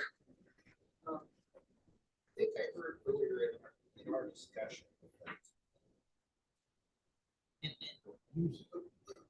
Oh, yeah, sorry, I didn't even see the microphone. Okay. One of the things that I saw running through all these presentations was that everybody was counting on conservation. I think in our discussion, somebody said something about 5% increase in rates yields 2% change in water use conservation. That strikes me is at least on the demand side for Cheyenne, water's developed in the last commodity. So as we're discussing this, it really strikes me, and I think the ask word is the money come to cover this cost. It really strikes me that to what extent are we actually modeling in expected rate increases to be able to deliver some conservation to make more of these things work? I haven't heard much discussion on that. That's one thing that really struck me. Is that 5% rate, 2% use ratio accurate? I would say that is, every time we've done a major increase, we see a reduction in water use. I mean, it becomes a commodity. It costs you more to use it. You're potentially going to use it less. Maybe that back triangle of grass really doesn't have that value to you anymore, so you stop irrigating it, or whatever the case may be. But we definitely, as we raise rates, we see a reduction in water usage. But is it that 2.5? To the best of our ability. I mean, it's a very difficult thing to calculate because it depends on so many things. You know, if we raise rates and then we have a wet summer, there's less irrigation, so everything drops. So you kind of gotta, it's a tough correlation. But what's been interesting to see in our water treatment plant during the winter, correct me if I'm wrong, Clint, on these numbers, you know, 20 years ago, when the plant fired up, we probably saw a typical winter day was 8 million gallons a day. Now we're down to 5 or 6. I mean, that's that base demand. That's that household demand. The restaurant demand. The non-irrigation demand has dropped 3 MGD in 20 years. We've seen population growth. We've seen additional businesses, but because of low flow toilets, that kind of stuff, that base demand is dropping. In fact, we had to redo some of the pumps at Sherrard because Sherrard wasn't meant to run that slow. It's you know, the exact opposite of what we planned for. We planned for additional flow, additional growth, additional water usage, and we've seen the opposite. So, any other questions? I will add on the rates, just kind of let a little bit of the cat out of the bag. This year, we're probably not gonna, we're not gonna propose an increase for the monthly cost per thousand. But what we are looking at is there's probably some other base rate fees that we look, comparing ourselves to other utilities across the state that were considerably low. We're probably gonna up some of our monthly base fees on water and sewer, but we're not anticipating increasing our cost per thousand. Just because we're trying to be conscientious of our users. And we know the last 2 years, we've had an 8% 1 year on water, 10% on sewer. Then the following year, we had a 10% and an 8%. Those are huge increases. We know those impact our customers. I've talked with the mayor, I've talked with council. We're just trying to be sensitive to that. I can tell you that our rate study that we've done, where we're at, they're recommending a 9% raise. We're not going to do that.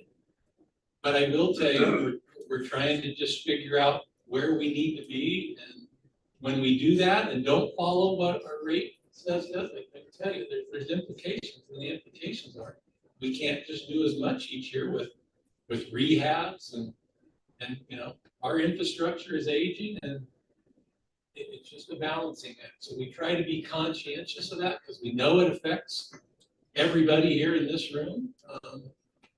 At some time, you know, we need to try to figure out what that safe balance is. So we're working on that with our rate consultant. What it may be is a lower amount that, you know, the 4 to 5% that we're looking at. And then we're just gonna have to figure out how that projection goes out with what our capital projects are that we need to be doing, things that we need to repair in and see how long it's gonna take us to come to that equilibrium. Of course, it's pretty simple to understand. We charge a lesser rate, it's gonna take us longer to get there than if we do something. And I think council has always been proactive. If many of you have been around for a long time, you remember years ago, there was one time, I think I wasn't even here then, but we came to the council with like a 18 or 20% increase. And the council said, whoa, wait a minute. That's not how we wanna do things because we didn't do anything for so long. They would rather us come each year, and that's why we do before council, and we have discuss, we'd rather see something each year a little bit than do nothing at all. So it's just a fine thing that we're trying to balance out. So. Okay, I had a question up here about the, you know, how does, you know, irrigation wells and other things affect our existing well fields? When you look at our well fields, we have the federal well field on the north, probably doesn't get impacted by anybody that I'm aware of. The Polo Ranch area, which is the Bell well field, when we developed that well field, we have an agreement with the Polo Ranch to provide them irrigation water, so there's some impact there. Probably the one that we're most impacted on is the Belvoir. We share wells with Dynamo Bell, we both pump from the same aquifer. So, quick question, other than not having enough water, what is the other big impact that we all see in regards to curtailment? I think we've discussed it quite a bit. Yeah, money, revenue. So I'm going to jump into my next presentation unless anybody has any other questions.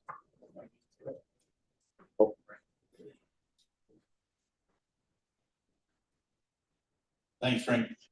You know, I know our first reaction when we hear curtailment is maybe to stop growth.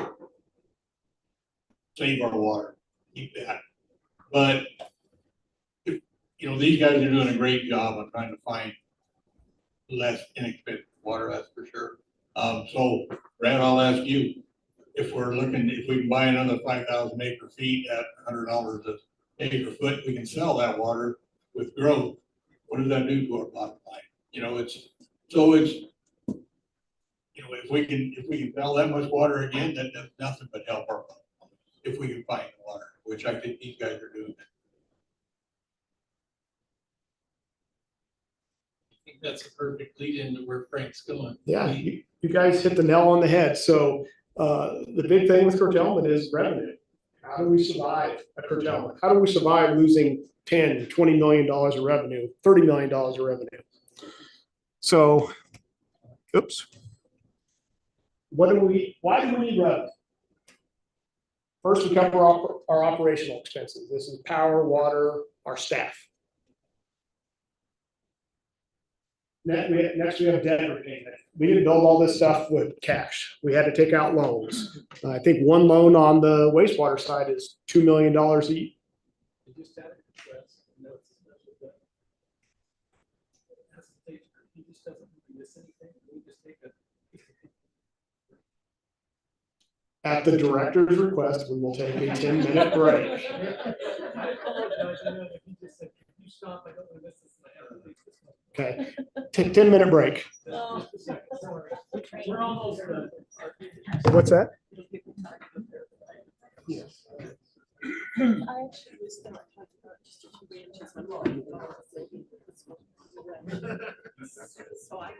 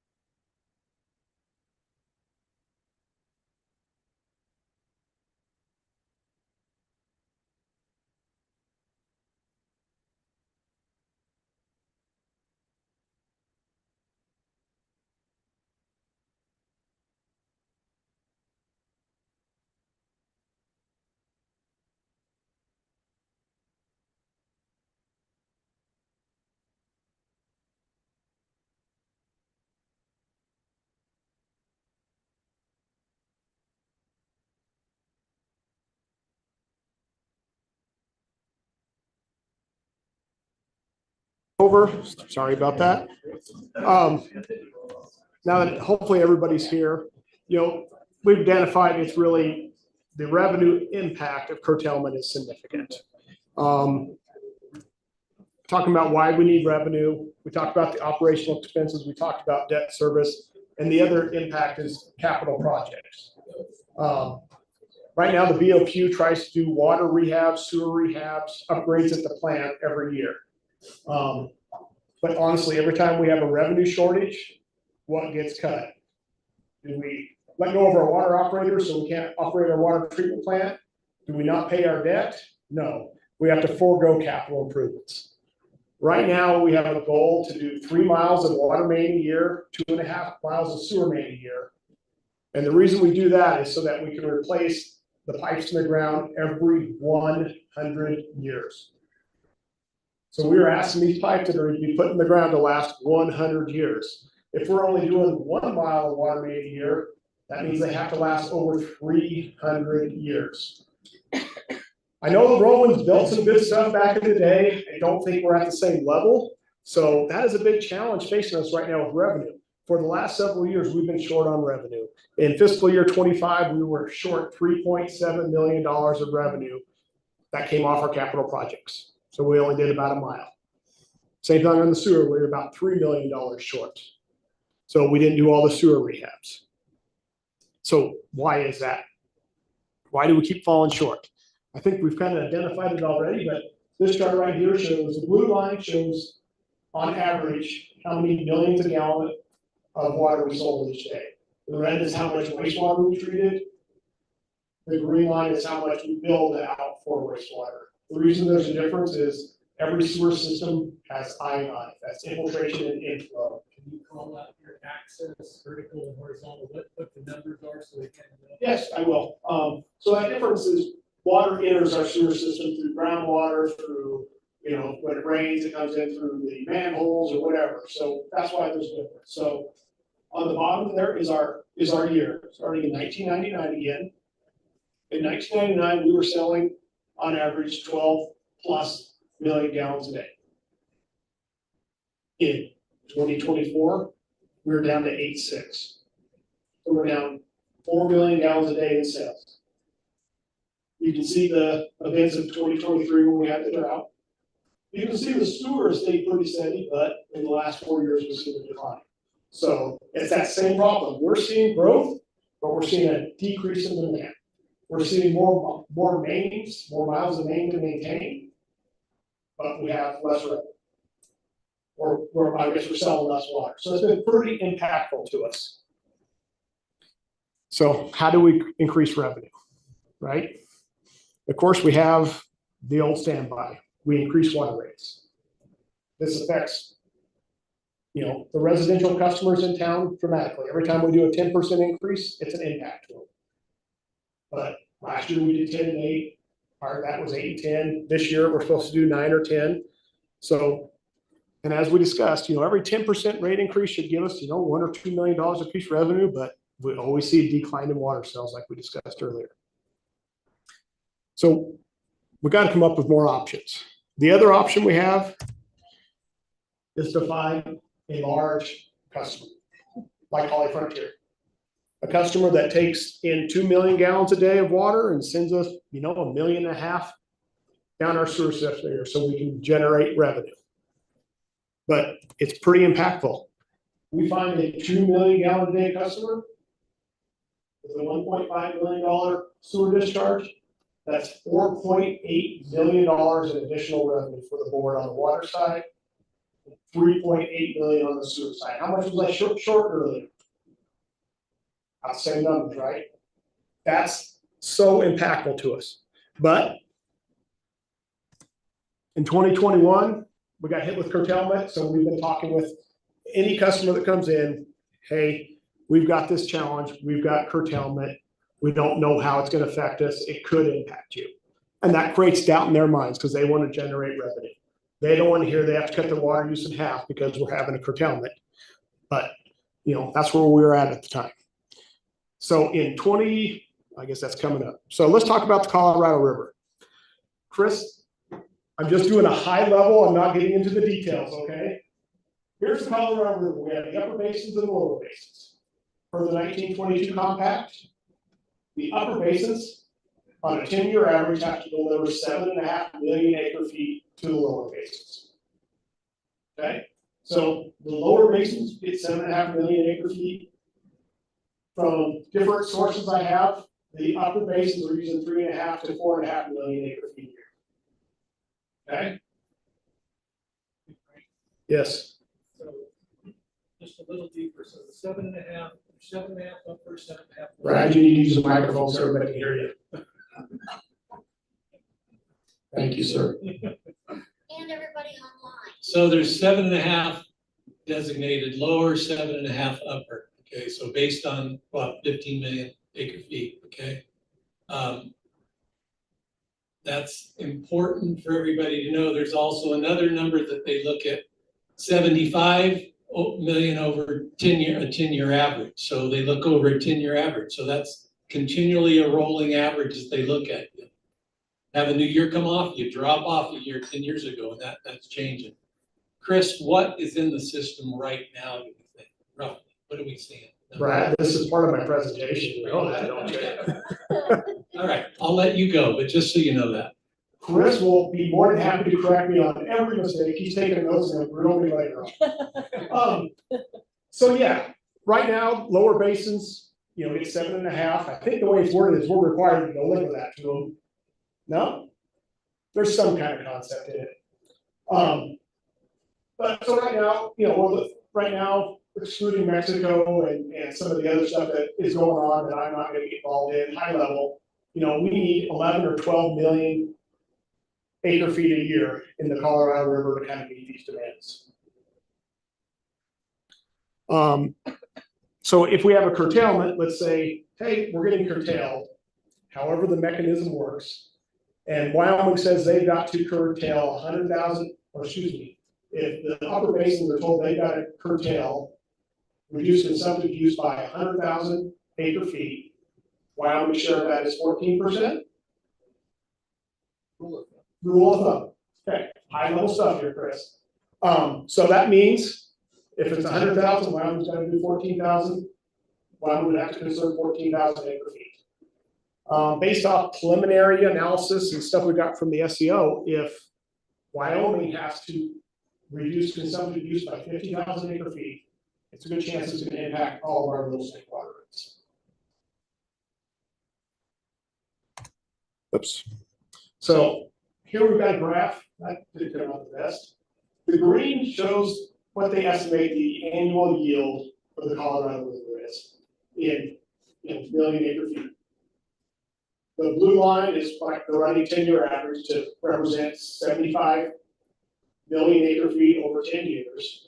The red line represents 11 million acre feet, just for reference. So you can see when they developed the compact, water was good. We were up 16, 17 million acre feet on average. After the 22 compact was signed, we went into a drought. You see the 40s would drop pretty low. Came up in the 60s, we were down. In the 80s, I now know why I remember so much snow when I was a kid, because there was a lot of snowfall. And then you can see we continue to dry off, and you see down there at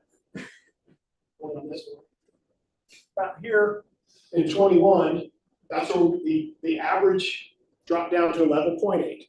Now, granted, there's storage in the reservoirs that could offset some of that. This is just high level for talking purposes. So that's why everybody became concerned. If we're going to have 12 million acre feet in the system each year to meet the consumptive use demand, we just fell below it. So, but the big problem has been Chris won't share his crystal ball with me on when curtailment's going to happen. It's always 3 years out. It's been a recurring thing. So we don't know when it's going to happen. So, you know, we kind of took it onto ourselves to look at, you know, what is probably the worst case scenario we're going to see, so we can maybe do some planning. So when you look through the history, you know, what are the worst 5 years that we've ever seen in the Colorado River? And that's actually starting in 2000. Everybody knows we had a big drought here in 2003. So 2000 to 2005 are the worst 5 years in the Colorado River. So I asked myself, what would happen if that hit now? So if that hit now, the yellow line represents 11, the green line shows the annual yield, blue shows the running 10-year average. You know, if we need 11 million acre feet a year, then we're being impacted by 2 years for sure. You see, we drop low. If it's 12 million, we're impacted for 5 years.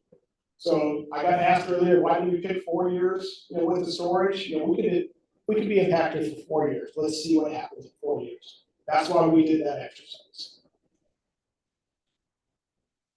And as we discussed before, you know, if we do nothing and just keep using, after 4 years, we'll get down to 11%. But we all heard we need increased revenue. So what happens if we bring on a big step customer, a 2,000 acre foot a year customer to help bolster our revenue, reduce the impact to our residents, and give us those resources we need to try to secure additional water rights? If we don't have additional water rights, we pretty much drained everything. But we went from 11% down to 2%. So that 2,000 acre feet represents about 10% of our water. But it generates revenue. So let's say we have our North Platte River water rights. We have Fontenelle where we're able to keep our reservoirs above 50% like we say we want to. You know, without the 2,000 acre feet step customer, you know, we're going to spend $4.2 million, but we're going to be somewhere around 52% when we're done. If we have that large step customer who's pulling water from us, we're making revenue, we're going to drop to 43%. But the significant impact is we went from being $4.2 million in the hole. This step customer is going to generate us $17 million over those years. So we're actually $13 million ahead. We have $13 million available for rehabs. We have $13 million to buy water rights. We have $13 million to put in infrastructure. So right now, a large step customer, yes, would impact us, but it's not going to hurt us that much, but it's going to provide us so much more revenue to be able to move forward on these options. And most importantly, it's going to reduce the impact to our existing customers. We would not be looking at 10% increases because now we have all this revenue. We'll be back to 2 or 3%, keeping up with inflation. So a step customer will impact us, but it can provide us the resources we so desperately need. I know that was short and sweet, but I have a feeling there's going to be some questions. So what questions do you guys have?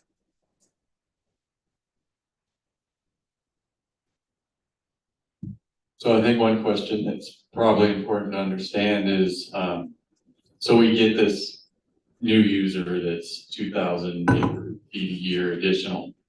Isn't that going to cost more to provide water to that customer than what we're currently spending?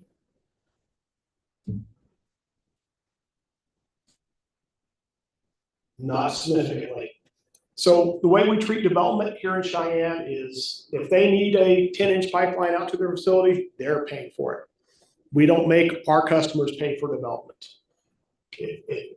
We use the but for. But for you coming into town, we wouldn't be building this. This is your responsibility. But as far as our operational expenses, it's not impactful. We might see a little more power charges at Water Rec or Sherrard, but the bulk of our costs are staff and just the basic operational expenses. Oddly enough, it costs us more to operate Sherrard in the winter than it does in the summer because of all the heating costs. It's not that significant. Our water treatment plant is limping along because of the low flows at times. So it's not going to be huge operational impact. It's just, we are just at the bottom right now. We have the ability, we have the ability to produce 42 million gallons a day. And last summer we hit 22. We're using half of our capacity right now. Anything you run at half capacity or quarter capacity is not running efficiently.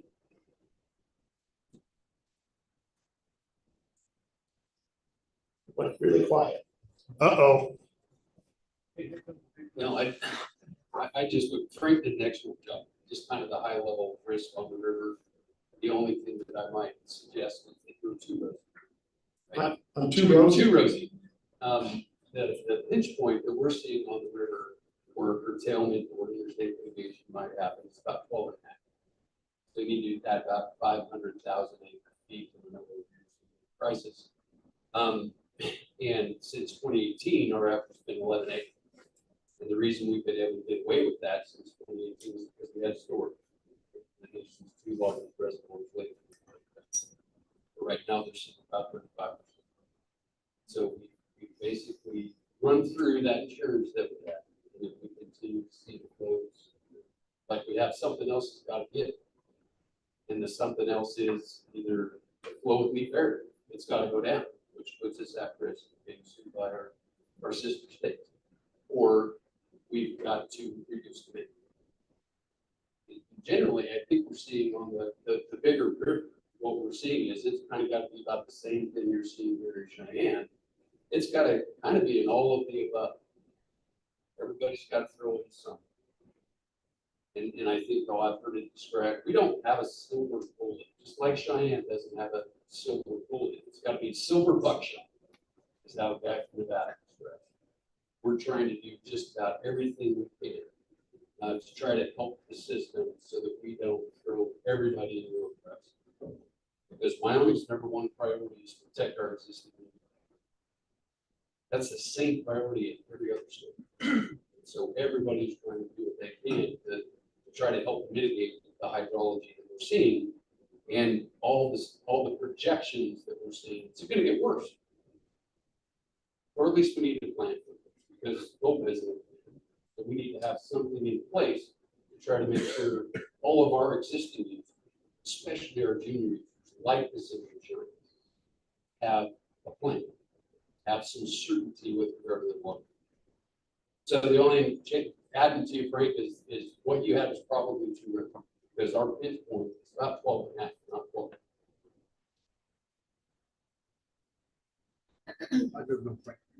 Thank you, Chris. I screwed up.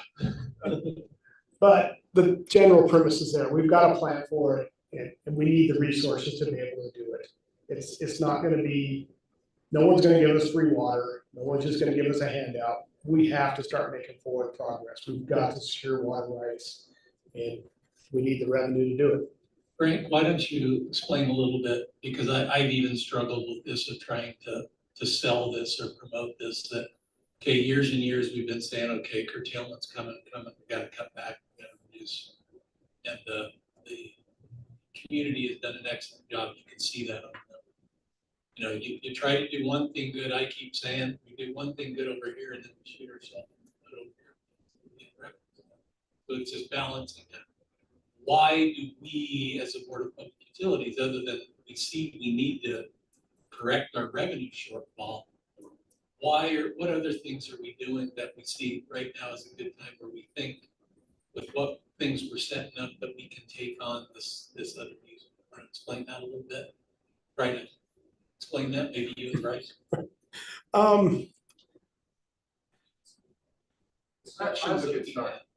Do you have a good start?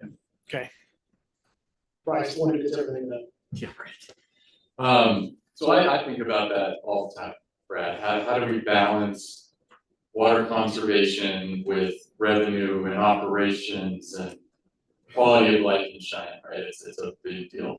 And for me, it's taking that resource that we have and using it to the best benefit for the community. So when we're talking about conservation, there's things like the non-functional turf, things like that, where we're looking at, is there a different way that we can beautify Cheyenne that's not turf grass? Can we use local plants? Can we use low water use? So it's being very, very precise, very direct in terms of how we use our resource to the best benefit for the community.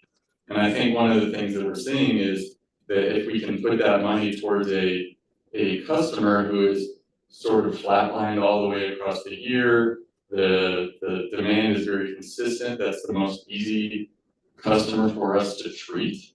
It gives us a baseline of revenue that we can use to provide services and keep rates down for the rest of the community. So I think that there is that important balance of saying, if we think that we can find that makeup for a short term, hopefully not reoccurring all the time every year for the next century of curtailments, and set our community up in a way, bringing on that additional customer, that additional demand could be a good thing for Cheyenne.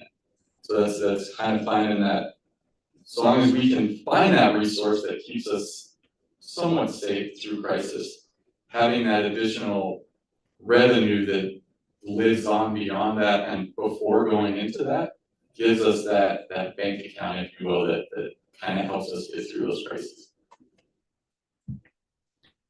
And I'm not promoting that, we find 10 MGD customer and use up all of our water, get up to that 22,000 acre feet. But the other thing we're doing as we're talking with these North Platte River water rights is, can we secure some of those not only for curtailment, but for growth? So that we are not putting an additional demand on the Little Snake. We can actually use North Platte River water if we can find someone willing to sell it. That is a water right we can use every year. That can result in a lower demand at Little Snake. I mean, in 2000, we sold 16,000 acre feet, and now we're down to 13. So I don't think we're trying to go leaps and bounds above our past usage. It's trying to find that balance. If we get a large customer, we can generate revenue. Maybe we start buying North Platte River rights every year, so we minimize the impact on the Colorado River until it's better. How do we create that diverse portfolio that this one's bad, so we use this one. This one's hurting, we use this one. We just need to have more sources, more options that we can utilize so that we can meet Cheyenne's demands, work in the Colorado River, work in the North Platte River, work in our local basin to have options and solutions to allow Cheyenne to grow, meet our revenue requirements, and continue to function properly. I'd also add too, I think it's just looking at it as we need to have as many tools in our toolbox that we can have, okay? Chris was quick to come up just a little bit just for me. Now, you remember that North Platte isn't 100% guaranteed, right? You guys could get that water, but there could be a call or, on the Platte as well, and we may be subject because the rights in Seminole are early junior rights. So we're trying to find as many options as we can to give us some flexibility, but there really is no absolute 100% guarantee. I guess other than Chris, if we did go buy something that had a really senior water right, and we just bought it up and dried that land and used it for Cheyenne. That's probably the most, but those aren't out there running to our doorstep, So just want you to be aware of that. I mean, there's no absolute guarantee, but we're trying to get and find as much as we can to give us some flexibility. Hopefully, they don't all have problems on the same year. So I think it's just important for people to understand that it isn't like we're going to go get these rights and okay, we're totally taken care of. We're feeling like we're setting ourselves up the best we can of what's out there and available, and let's hope we can get through it. I feel pretty confident. I feel more confident than I did probably 3 or 4 years ago. But I think it's important for people to understand there isn't 100% guarantee. There's always issues with every system in the state. And to go further on that, we've talked about, we're looking at revising the UDC, eliminate that non-functional turf grass irrigation so it can be used to be sold to industry to help us with revenue and not greatly increase our consumptive use. I love the shotgun approach that you just said. It's going to take multiple angles, multiple attacks to get this done. There is no perfect solution, but we need to have lots of resources available to us so that each year we can look at the situation. North Platte River is good. We've got water there. Colorado River is bad. We're going to North Platte River. Vice versa. Oh, they're both bad. We're going to have to deplete our storage this year. We just need to have those options. We need to have storage. We need to have alternative water rights. We need to have proper, wise use of our water so that we can extend it as long and as far as we can. Yes, ma'am.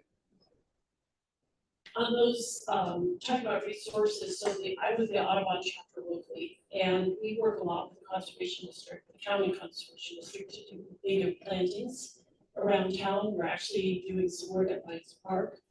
And we have a lot of expertise in native planting, which are low water use and still lovely. And so we have people that are mostly wildlife biologists and prairie experts on native plants that are willing to come out and work with people and developers to try to make the property more beautiful, but keep the water use low. So there's alternatives to just planting stones or putting stones everywhere, which is what we're not really for. So please utilize us, and I'll be in connect with EOP who knows about us, and we work very closely with them too, so. Any other thoughts, questions? Because God forbid we got here a half hour early.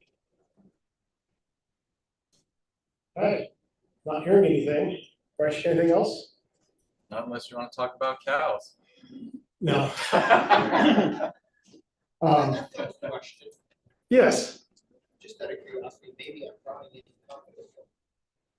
But we're talking about this large level water sort of drinking. Thank you. Okay. Perhaps I'm prying into something that's confidential. But we've had a lot of discussion about a large level water lakes always right here as maybe something that you really need. There's something possibly out there waiting in the shadows on the wings that perhaps pipeline this something that we're starting to look at. How do we get? Yes, we've had interest in the past from large customers.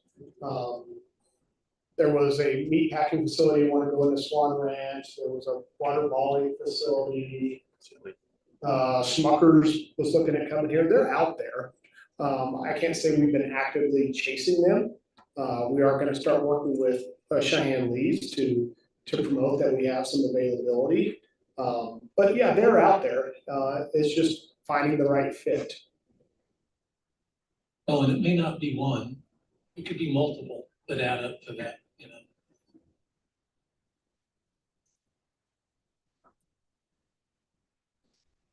Going as fast as I can. Didn't want to run a trip. One of the other things that I also mentioned is the water that we have is really good quality low TPS. So that water that we get coming into Sherrard is substantially better than potentially other plants have heated water they deliver to the system. We actually have a very clean source of water as well that produce some of the large, I don't know that we've necessarily even been approached by, but chip manufacturing requires ultra pure water. So chip production could be a potential industry that hasn't been discussed.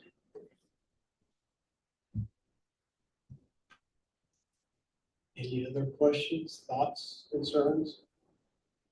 I would say critiques, but I don't know if I want to hear it. Well, I think that would be good. If anybody does want to share things, I mean, we'll probably do this again next year to just keep people updated. But is there things that maybe we didn't cover or didn't discuss that you were hoping we would discuss? If you want to share them here, you can. If not, just get a hold of us and let us know, because I had a question that I was kind of surprised. So no one in the room is concerned about adding a major demand to the system after that exercise that we just did?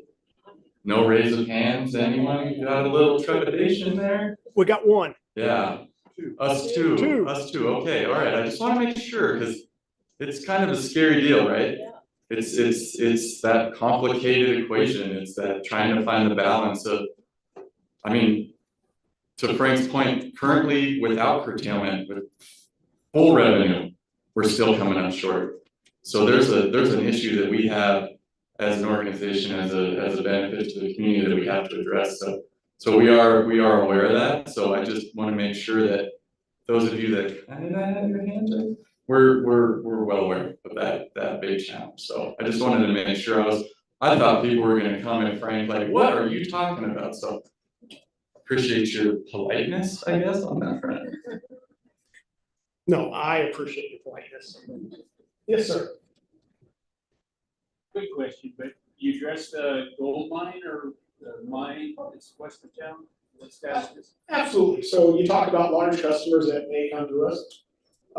Is everybody US Gold, CK Gold, whatever name they're going by? They seem to have quite a few when we talk. It's amazing. I'm going off on a tangent here. We have these entities come in, and by the time they get to construction, they have 3 or 4 different names. It is so confusing for us in our development group. But that's so. Right now, CK Gold has an agreement with us to purchase water for their mine. The agreement we currently have in place is they will construct wells on the Bellbore in the Castle Formation we discussed and build a pipeline over to their facility. Where's their facility, Frank? Right by Crystal. Thank you. If everybody's aware, just if anybody knows, as you head out to Crystal and Crystal Lake Road, the road takes like an S curve right there, just past Buzz Ferguson's house, the big ranch on the right.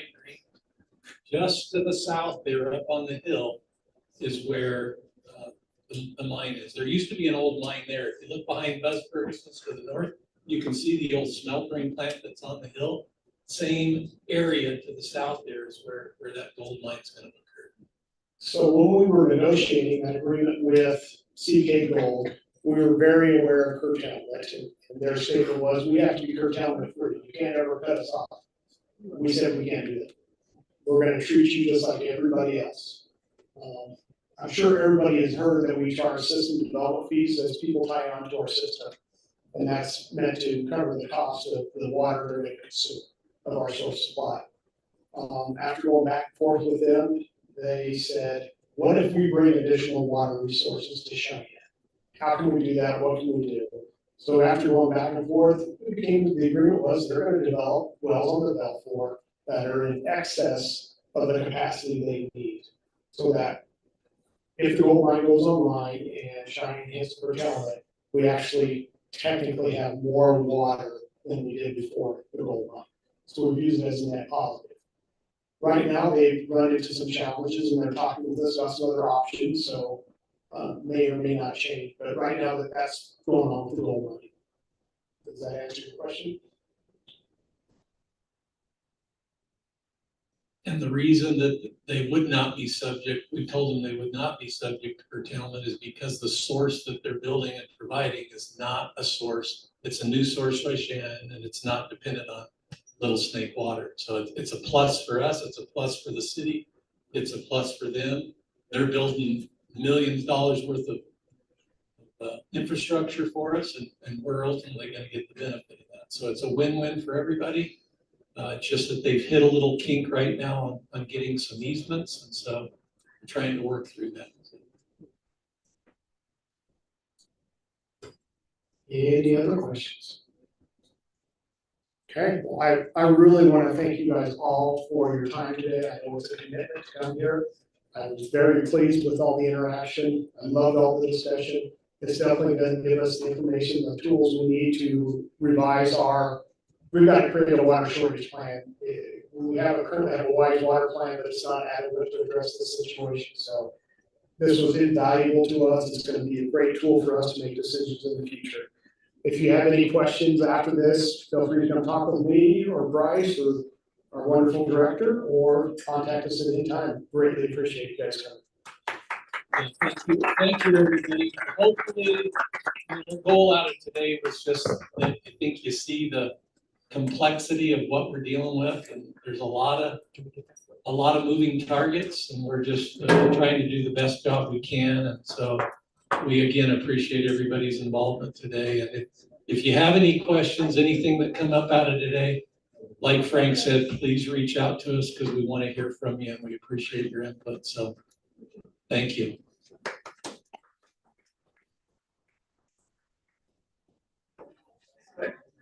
Bye.